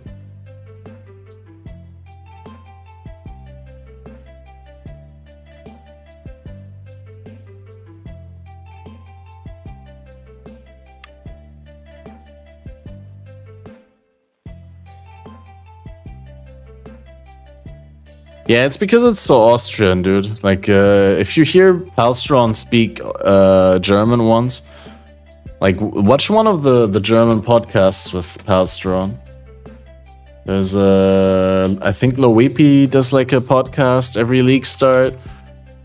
Loepi, Palstron podcast. Like, of Calandra... 320. Hallo und herzlich willkommen zu einer There's no Palstron on this one. Right. Loepi is doing great German content. This guy is pretty insane when it comes to some of the stuff. Okay, there was no Palstron here. And then there's also only like one podcast every... Damn. Wait, does he not get Palstron on a regular basis? I thought he had Palstron on numerous times here. Yeah, there we go. Okay, der Frage-Channel ist noch relativ... Yeah, we're just gonna find a... spielt wahrscheinlich Domplo am League-Start und der schwört auch drauf, also... Nice. Ich mal im Discord joinen. We need to find like a big Palstron monologue. Nicht EP gehen höchstwahrscheinlich, das heißt, die haben auch kein Divine Blessing mehr. True. Everyone pain. Die haben auch kein Divine Blessing mehr. I can't do the Austrian thing, but it's like... It's very obvious when you heard it once, then you really get it, and you're like, okay, yeah, no, it's pretty obvious. But like I said, I also didn't know from the start. Like he does a oh, I clicked the same thing again, dude. No, that's that's part 1. Wieder gedroppt. Ich habe sie einmal mal aus Trade. Ich glaube, ich habe auf jetzt im Kopf. Bonus-Effekt. Bonus-Effekt. Das. Hellstron, where are your monologues? Super RF-Guide, also RF wird immer... Ein super RF-Guide. Von seinem Softcore. Poison Conk und Corrupting Fever für Mapper wird vorwärts wieder am Start sein. Und alle Spectral Helix, also Nightblade, Champion, wahrscheinlich mehr Nightblade in Softcore. Und dann wird es auch noch einige neue Builds geben. Also viele Leute werden natürlich Lightning-Based probieren, aber dann wird es auch noch eine Menge Poison-Builds geben, die einfach nur von Covenant gecarried werden. Yeah, very obvious, guys, if you don't think so. Who's the hacker man mustache guy? That's Pille Brille, a Pog German broadcaster. Actually, like one of the German broadcasters that I like to watch when I do watch. And who also has done some pretty good, has been able to accomplish some pretty good stuff in HCSSF. And even had some good gauntlet results. That man is working hard on his playability. Man, now it's summer again. My cat is losing so much hair. It's like you pet the cat once and then scratch your nose and you have like literally hundreds of little hair in your face. Nicht krallen. No clawing, little cat. You know exactly what I'm talking about. Not your claws in my pants and in my sheen.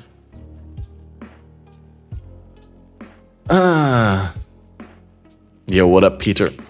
Get a hairless cat? Oh, I hate those so much. I mean, I don't hate them. Like, if I had a hairless cat, I would, you know, I wouldn't discriminate against it, but I discriminate against them when it's about getting one. Dude, my ex-girlfriend was really into hairless cats.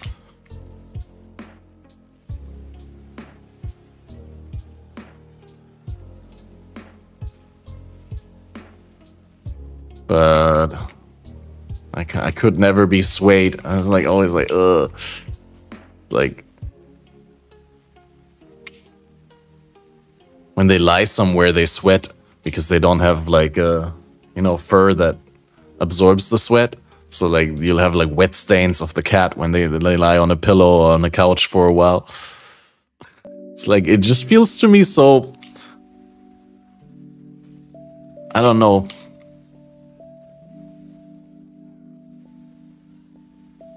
I don't know what words to use.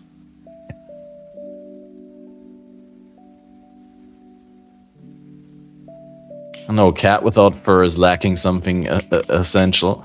Rumpelcat, yeah. I'm sure they're nice cats, right? It's not their fault that they don't have hair. I just feel like it's like,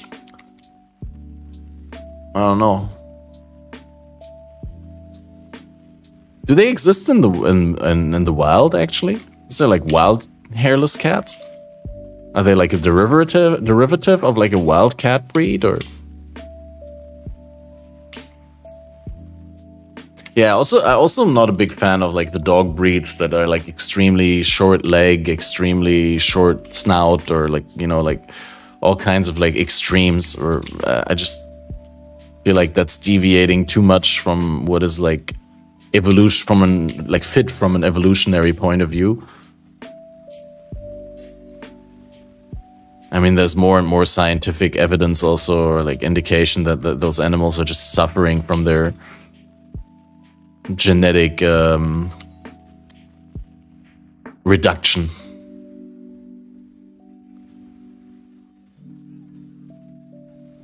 Like often when you want to like enhance certain features with like dog breeds or animal breeds in general, there's a lot of inbreeding, which like has also a lot of invisible effects that like sort of impact how good the long-term health is. Like I know, for example, like we used to have an Australian Shepherd, right? And then we had like babies with a female Australian Shepherd from another family that was friends with us, and like there was like a history in the they were both like really like good breeds, like from like famous or acclaimed shepherd breeders, like with a long history of having like good family trees and all that, but like they still had like some sort of organ problems later in their lives, like a too small kidney or something like that. I don't know.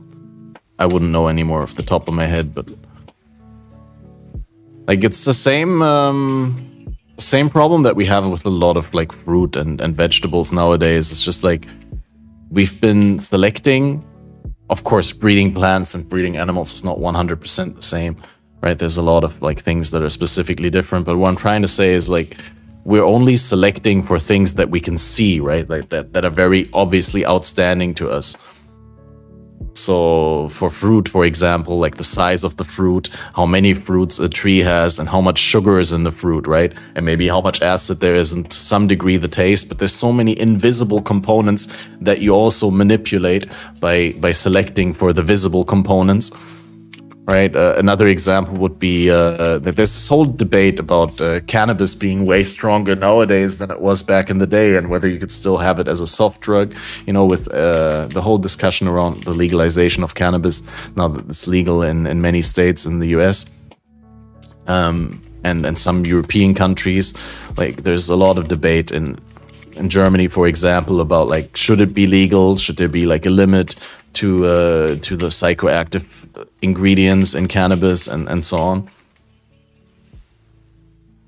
And essentially, like what we've been doing, or like what cannabis growers have been doing for like almost centuries, definitely for decades, is just breeding for one specific ingredient, and that's the THC, right? But they're not taking into account any other chemicals in the plant, like any other attribute. They're just selecting for maximum THC content, maximum harvest, like biggest and most robust plants. But they're not like considering that there's like so many other psychoactive ingredients in the plants, like some that we don't even have fully explored yet in terms of their effect.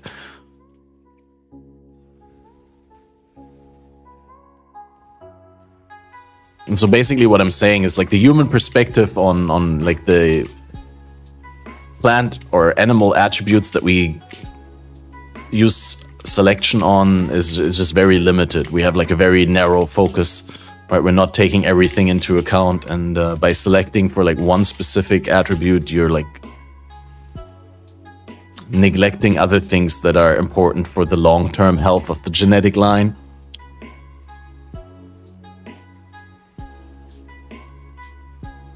And then there's also like side effects, like, you know, with making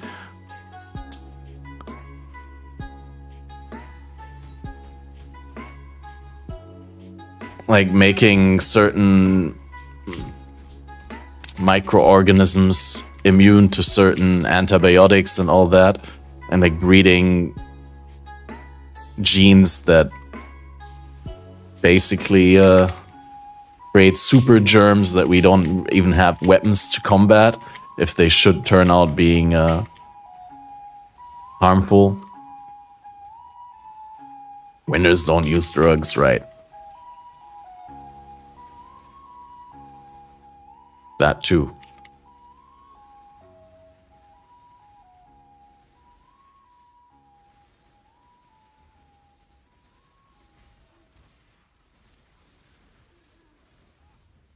Ooh, ooh.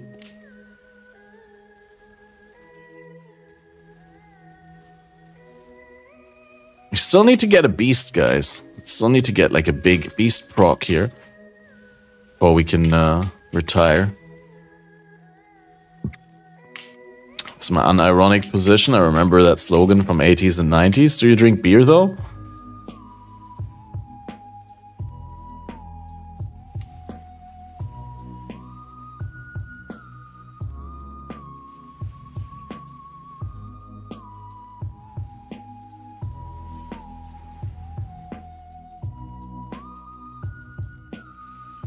Then that's great, but like a lot of people think it's okay to use like one substance because it's legal, and that they should condemn other substances because they're illegal, and that's just like really flawed. Like the amount of damage that alcohol does to humanity and to our society is like pretty insane. And yeah, I'd agree that, you know, no, you cannot use any substances without potential harmful side effects and the risk of, you know, dying, for example. I didn't even see that animation. What was that? But hey, we got the level up. Now it's time to not be upset anymore. Yeah, alcohol is terrible, dude. Like, alcohol is, it's actually kind of worrying if you think about, like, how omnipresent alcohol is and how, like, socially accepted it is everywhere.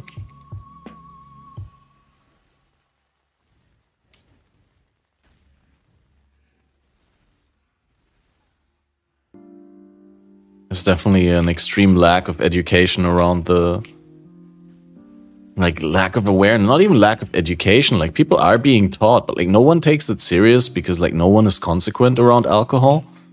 But there's like so many researchers on how like there's no like healthy amount of alcohol, right? Like any sort of drink that you have can impact your health. Like, it's sort of, from what I've heard, is like, yeah, you could have like 2 drinks a week without like super bad effects for the most part, but like anything more. And a lot of people are drinking like, you know, significantly more than 1 drink on significantly more than 2 days per week. Like,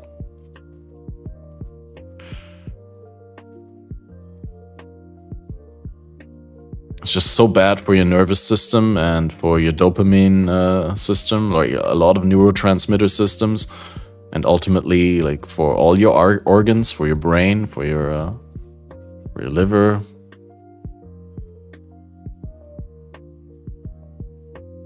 But they used to be this myth, right? Like when I grew up, it's certainly something that people said a lot. Is like, you know, you're drinking 1 glass of wine a day is actually more healthy than not drinking 1 glass of wine per day, and that's completely dismantled nowadays. Like, no one believes that seriously anymore. At least no, like, scientist.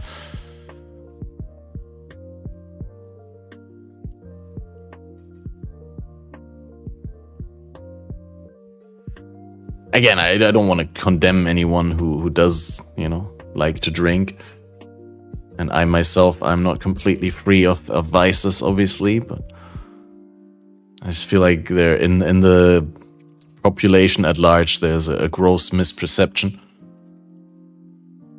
Can we sell this for 50 chaos, even though it's only a tier 2 fracture cast speed? I mean, it is a perfect roll on the tier 2. Probably more like 5 or 10 chaos. I can't realistically see anyone buying it because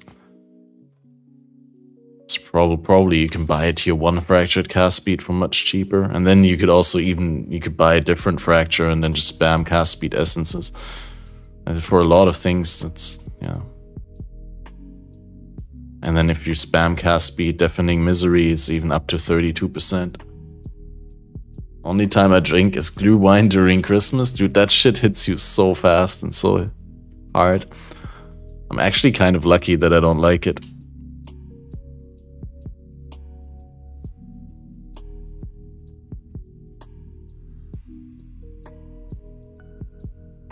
I mean, I've had it and I can't drink it. Like, I'm at the point in my life where I can have things that I don't like particularly. It's not gonna make me throw up or anything, right? Like back in the day, like when I was growing up, I didn't like tomatoes, I didn't like beans, I didn't like so many things.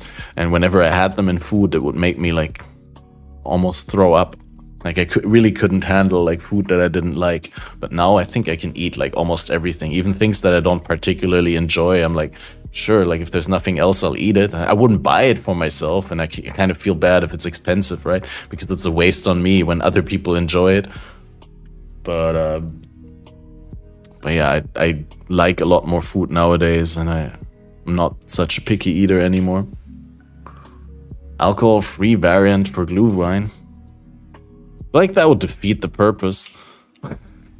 Like I only really would drink Glühwein to get drunk off of it, I think. Because I don't like it that much to drink it with alcohol. Like I'll drink beer without alcohol. Like there's some really nice alcohol-free beers around. Get way too bad of a hangover these days. Quit drinking for like 2 years. Wow, dude. That's good. And we have a lot of ex-drinkers in the community, I'd say. Yeah, I also barely drink nowadays. Like, although I have to say I'm like blessed with not getting super bad hangovers, but then I also got like really good practice.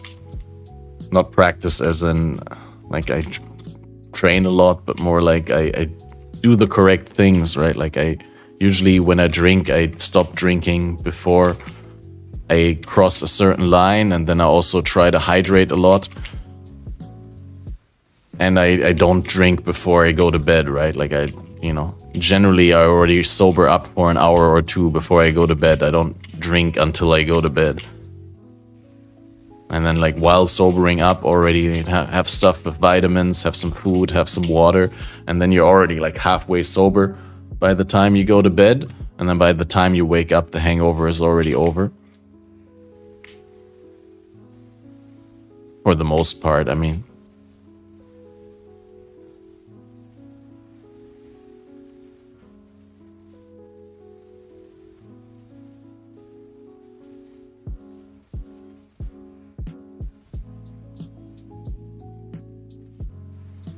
I certainly don't want to like deny the cultural significance of alcohol and all that. It's pretty cool, like, and all the all the wines and beers and stuff like that, but certainly is causing a lot of issues in our societies.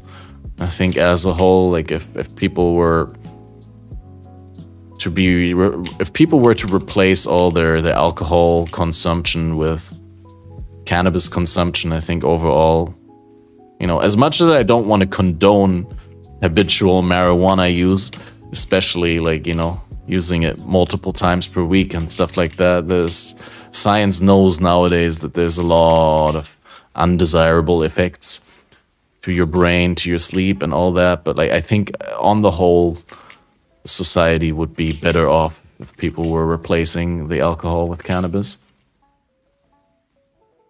But then, of course, like, it's not for everyone, just like drinking is not for everyone. And like we say, I don't get anything positive off of drinking or maximum hangover and stuff like that.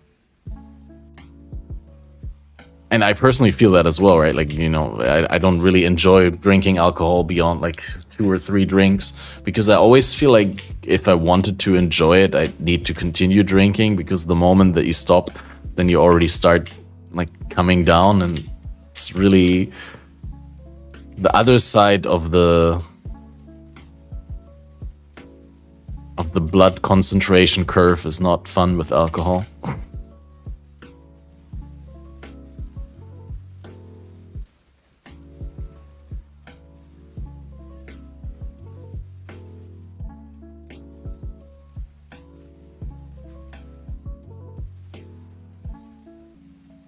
Dude, this cat is so heavy when he's like on my leg, like he's like cutting off the blood circulation, and now my leg is getting tingly already. Ooh, golden oil.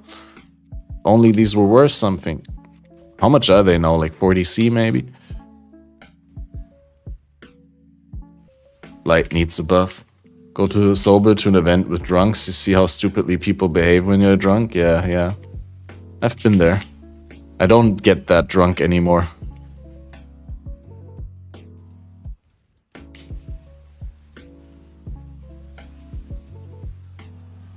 It's one of the reasons why like I never was really big with going out. Because I just didn't like how people act. Unless I got super drunk myself, which I also at a certain point didn't enjoy at all anymore.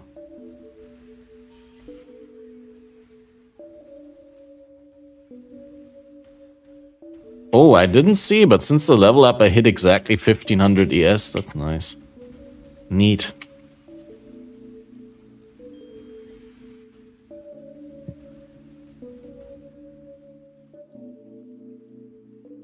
Yeah. That is a correct diagnosis, James, at least for a lot of people.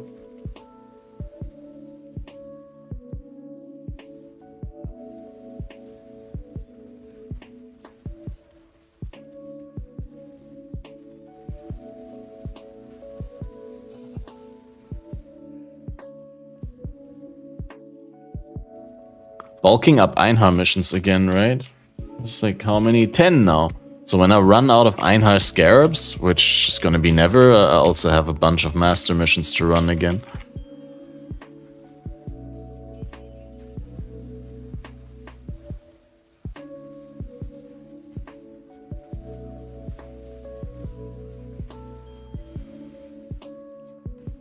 Okay, is the south again? Please don't be south, please be north. Aw, dude, every time south.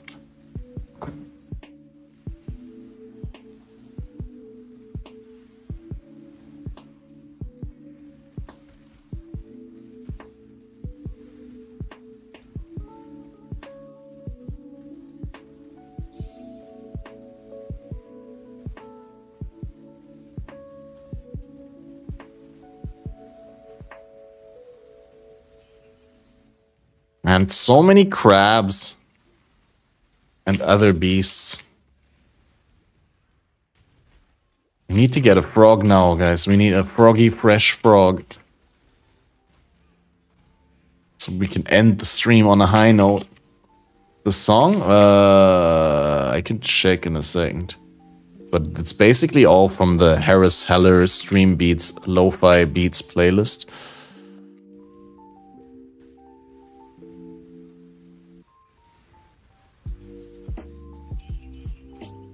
But yeah, if you really want to, I can check which song we had before.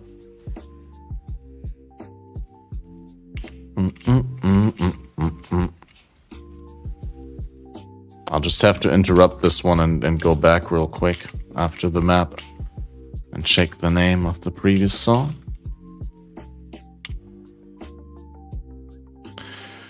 Let's see, Bone Brain, Catalyst, Currency, Jewels, and then Currency, and then we do the other boss organ in the other one. Please no one-shot-eroni. Oop!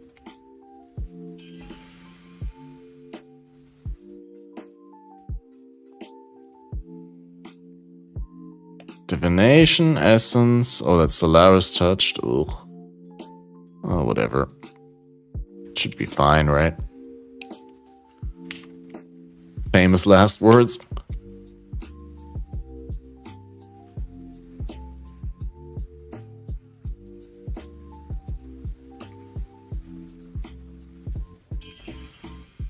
Oh, wow, dude. Alright, before the song skips to the next one, we're gonna go back real quick. Oops. Press the wrong button. So this one, right? This one was literally Because You Asked is the title of this one. Which is funny because you asked.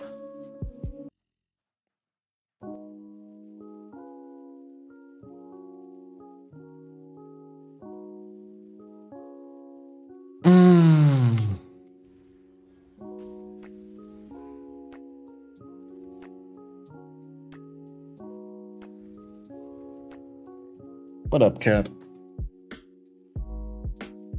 You should see my cat, dude. He's so chill. Like he's hanging out here. Wait, I'm gonna show it. You even see him properly? No.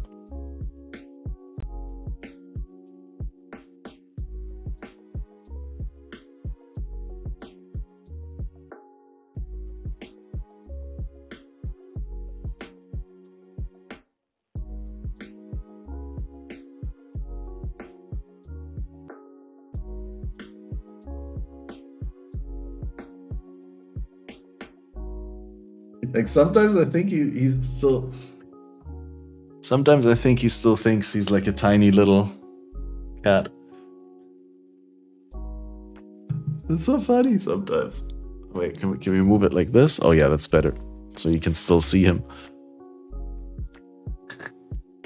He doesn't like it though when I put my arm over him like that. I mean, I guess he doesn't mind it if it's on the table, but like if I reach over him like that, he's in the past he's felt like I was trying to do sketchy stuff. Oh man, dude, my leg is so done. Oh, dude. Oh, come on. Ugh. Oh. You're crazy, you know that? Crazy heavy. 7 kilogram cat. Insane.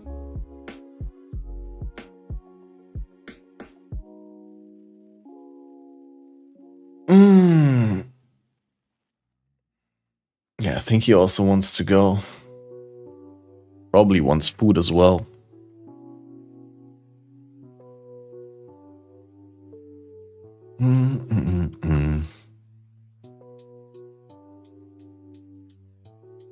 Dungeon? We can do a dungeon, why not? Always do the different tile sets so you don't always run the same ones. Oh, chain is bad with the summoner though. I don't have much to lose. Don't have that much experience yet.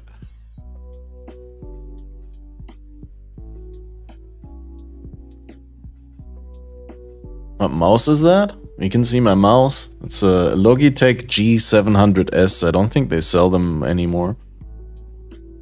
I got it twice actually. Because that's a really funny story. Like on the first one, this button broke, and then I bought a second one like years after the button broke because I was like, probably just a manufacturing issue. Bought the second one, same button broke within like 2 weeks. I'm really happy with the mouse otherwise, but that was just like inexcusable. That like that button apparently is not designed to last. Which is maybe it's the reason why they don't build them anymore, right? Maybe they were like, oh, this is a shitty design, we have to discontinue that. And they also start double clicking after a couple thousand clicks, right? You try to click a single time and then they just double click. I'm always scared when I'm crafting in Path of Exile that I'll roll over a desirable outcome. Give me your vendor minion once from Act 2, 3. Sure. From Act 2?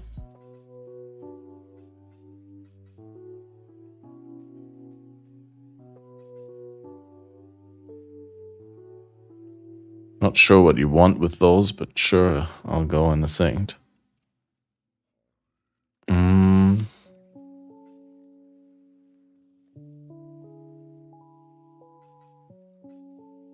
Tons of metamorph stuff.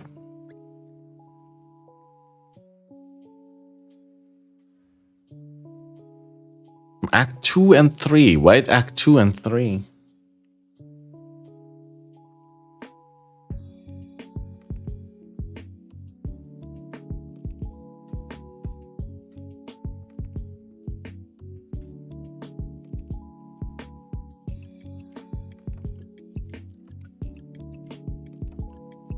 Looks like a comfortable mouse. Yeah, it would be more comfortable if the side button still works. Need more golem ones like this.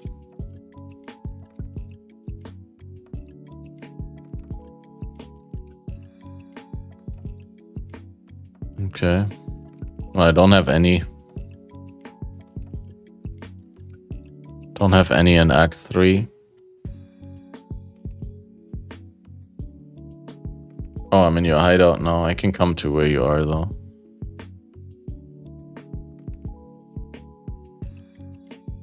Although I'm taking so long to phase in here.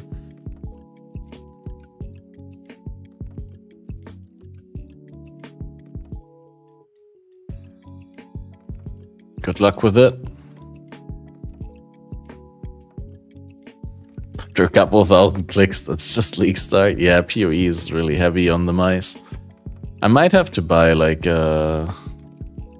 might Might have to buy a new mouse soon, but it's not on the priority list. Like, first I need to save for some new CPU and motherboard and RAM for the game PC, and then the stuff that's in the game PC can go into the stream PC. And then we can finally stream at 1080p 60 FPS, hopefully, and integrate some more overlay stuff. Maybe get some channel point redemptions back, and some fancy alerts for when people do subscribe or do other things. That right now is not as sophisticated as it could be. Wow, that's the fracture you want on Bone Ring. Tier 1 accuracy light radius. Wow.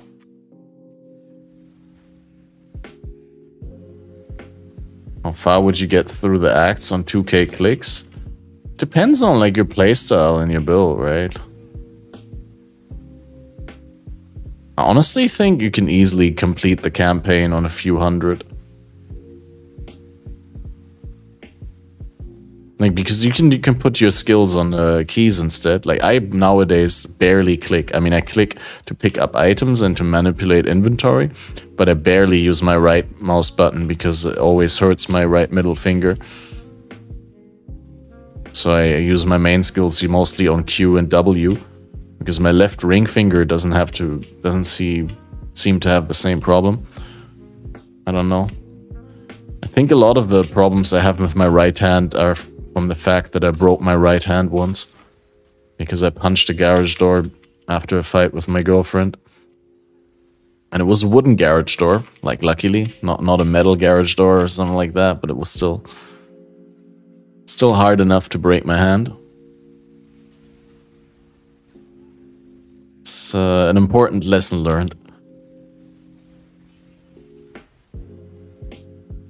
Or you could even put your move button on the keyboard as well. Like, a lot of racers do that so that they can like run around, right, with the keyboard and then still manipulate their inventory while they while they have something here, and then they can do like this, like do this and put that there, and without dropping it.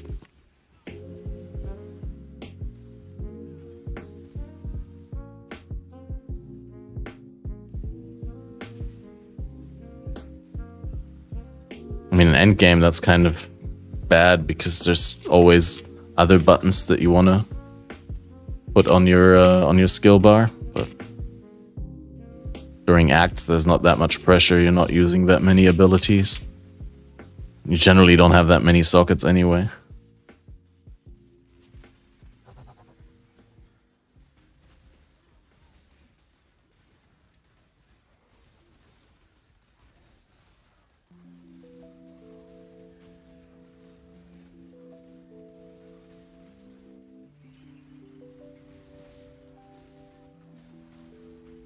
But yeah, it would be interesting to use a click counter and to see how many clicks we can do the campaign on, and then try to get like lower amounts of clicks.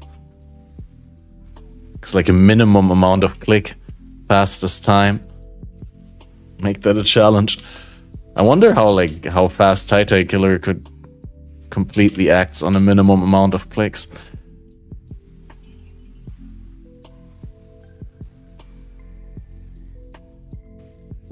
But then I think if you like play like a Leap Slam melee build, like Leap Slam Bone Shatter, I think you barely use the mouse, right? You just Leap Slam Q, Leap Slam Q.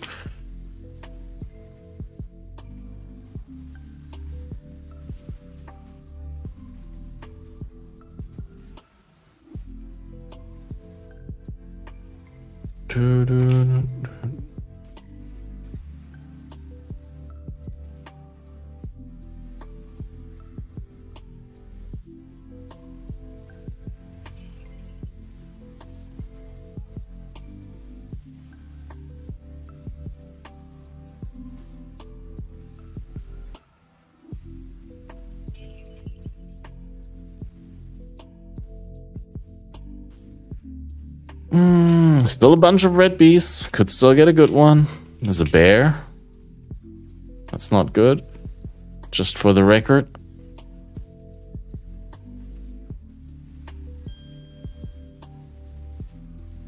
He does drop some fractures though. Oh, and the blight is omnidirectional again, dude. I hate it when they do this.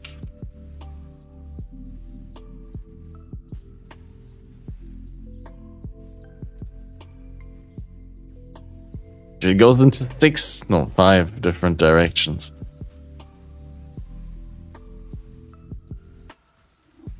This might be one of the blights that I just can't finish again.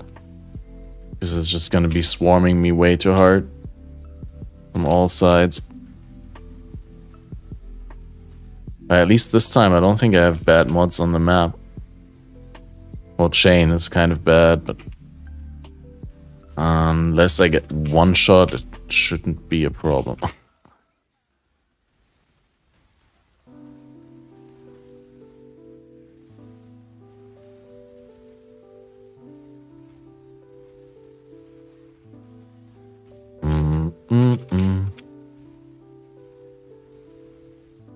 Bear with it. Yo.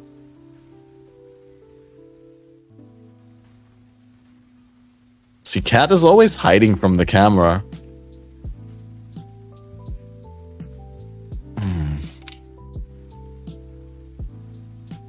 Might as well go back to the regular cam. But now it's too bright.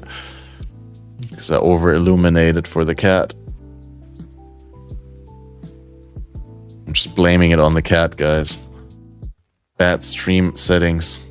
It's all the cat's fault. The cat messed with my camera settings.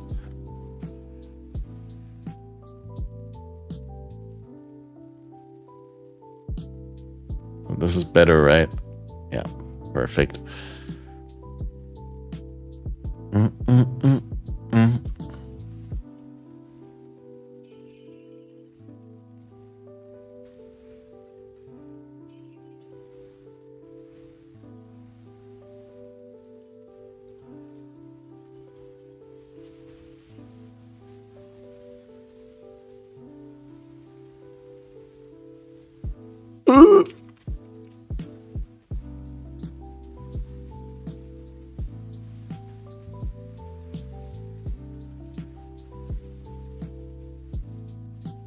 Getting brutalized here.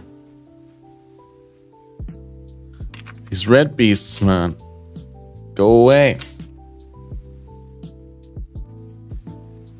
That's also something like that bothers me about those, is like Einhar captures them, but until he captures them, the like rippy effect still persists. So if they have like mana siphoner or something like that, then you can't enter the ring until the capture is completely done. Like, I personally think that like once the monster is at 0 HP, like everything should stop. But yeah. At least there should be like a clear line to draw between like skills that persist after the monster dies and skills that don't. Like right now, it's just, there's no logic to it. It's like some things are extremely rippy after the monster dies still, and some things are whatever.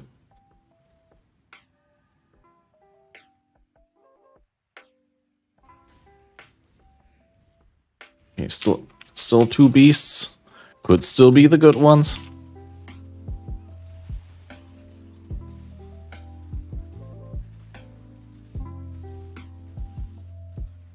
Oh, two red ones, guys. What is it? Can we take a sneak peek from here?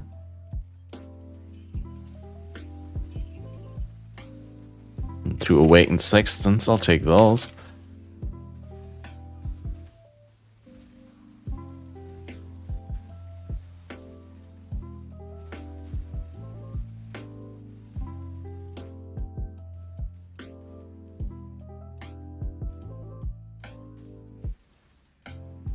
Hey, what's that? Oh, that's Roas, dude. The Sakowine Rexes, or what are they?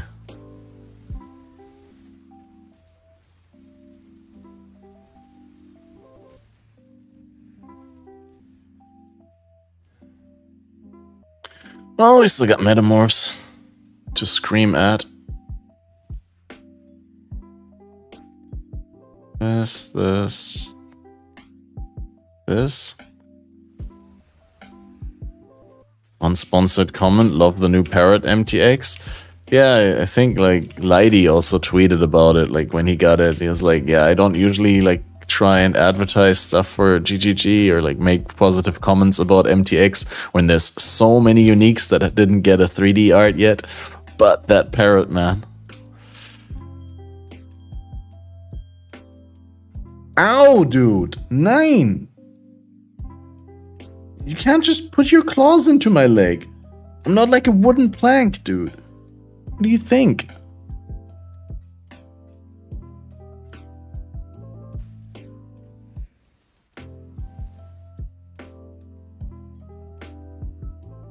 Cats. Just think it's okay. It's like he wants to reposition. I'll just put the claws into this thing that I'm lying on and pull myself across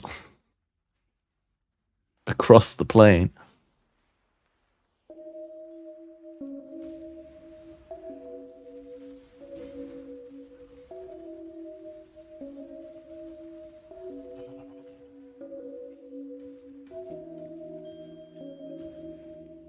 Ta-da.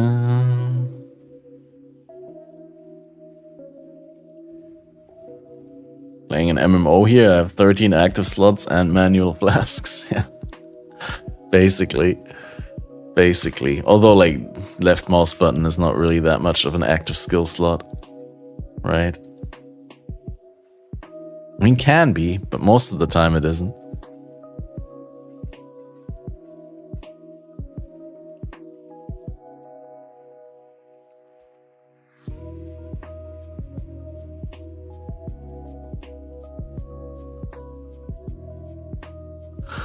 Man, it's just impressive how many, like, metamorph organs you can get.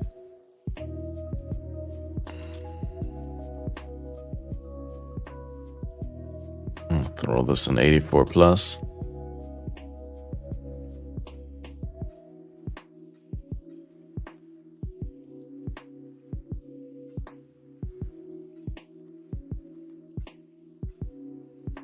Molten Shell on left click and dash on right click. Nice. Is that song again? It shouldn't be. It should be just following the playlist. Are you sure it's that song again? I mean, I could check on the name. No, this is Because Rain. Maybe it's the same song, but then with rain on top. There is a layer of rain.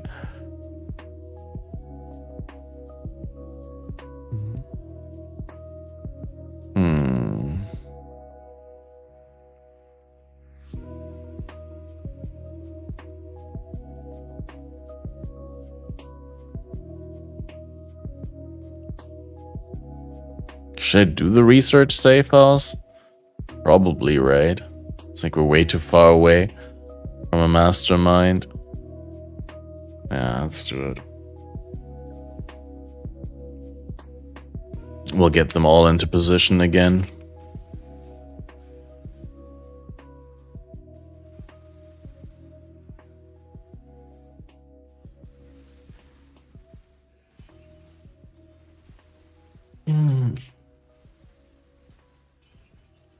Yeah, I'm curious now to compare those. No, you said it. Like, for me, everything in that playlist is so... Well, not the exact same. Like, I do recognize individual songs, but, like, after listening to, like, 50 songs, it's, like, it's really hard for me to recognize the same one again because they're all, like, very similar in style. I don't know. Like, very few of them stand out to me in a particular way. Which, I guess, both a good thing and a bad thing.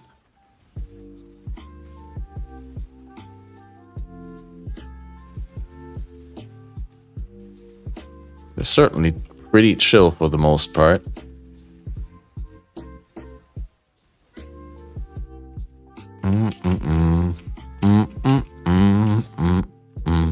Dropping a portal here just in case I die.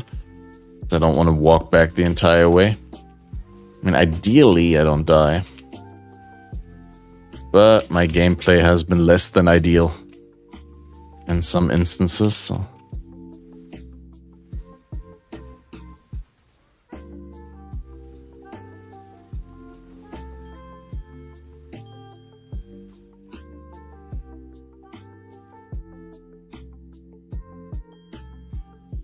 Wait, why Rin? Why does Rin become leader? What? Why not Vorichi or Haku? Screw off. Pure Breachstone bargain craft received. Oh, that's nice that you don't need to bring the thing in now. Modify to have 1 to 3 white sockets. 1.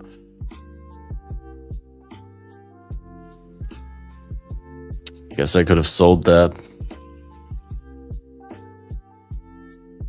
But honestly, I don't want to bother. Like 1 to 3 is probably only like, I don't know, how much is it? Like 50 per socket or something like that? Yeah, Cat, I can't deal with this anymore. Now my other leg is also shut off from the blood circulation. We need to find a different position that works for both of us, Cat. You can't lie on my leg like that. I feel like he also like purposefully lies on top of my arteries or my veins and cuts off the blood circulation because it's so nice and warm on the arteries where the fresh blood comes from the heart, right? I mean, not even with the intention of like cutting off my blood circulation in my leg, but I'd imagine that's what a cat thinks. It's like, oh, I'm gonna sit on this stream of warm here because that's where you get more warm.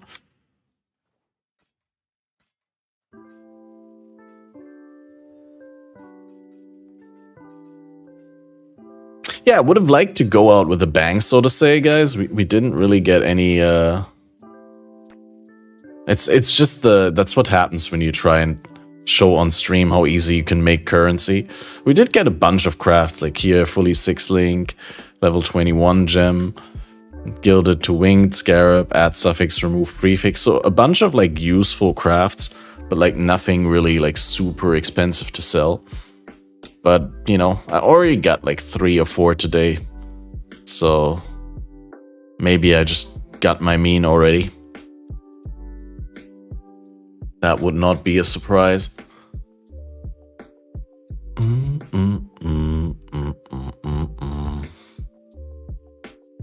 we like see all members here?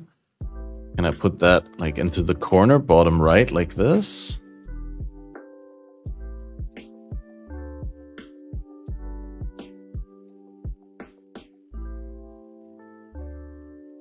You're gonna see why. Anyway, guys, thank you all for tuning in. We're gonna have a fun late night stream on the Twitch in like an hour. I'm gonna go offline now, take a quick break, tend to my cat, and maybe make myself a quick salad and eat something. Definitely thanks everyone for tuning in. I'm gonna try and come through with a proper schedule for next week so we can do some more of these fun YouTube streams every day. Idea would be to start early in the day instead of super late. But yeah, definitely thanks everyone for tuning in and for being here. And special thanks, of course, as always, to the people who keep renewing their subscriptions on Twitch, Patreon, or here on the YouTube memberships. And I will see you later for the late night stream on twitch.tv/catmasterop. And until then, I wish you a beautiful rest of your day. And farm some beasts, guys. Combine them with other stuff. Do your tier 14 maps. I mean, if you're really desperate for currency, great thing that you can do it in white maps as well, right? When your character is not ready for the red maps. But if you can do red maps, I definitely do tier 14 plus for the juicy. I mean, like, how much did we get? Let's quickly check that. How much did we get here? We get some Polaric invitations here. Polaric are the intermediate boss though, right? Like here we get 4 incandescent and 2 screaming. Yeah, definitely need to grind out more, but we can sell these. And like Baldur said, if you got 10 plus, you can easily sell them for close to a divine per piece. So that'd be really nice.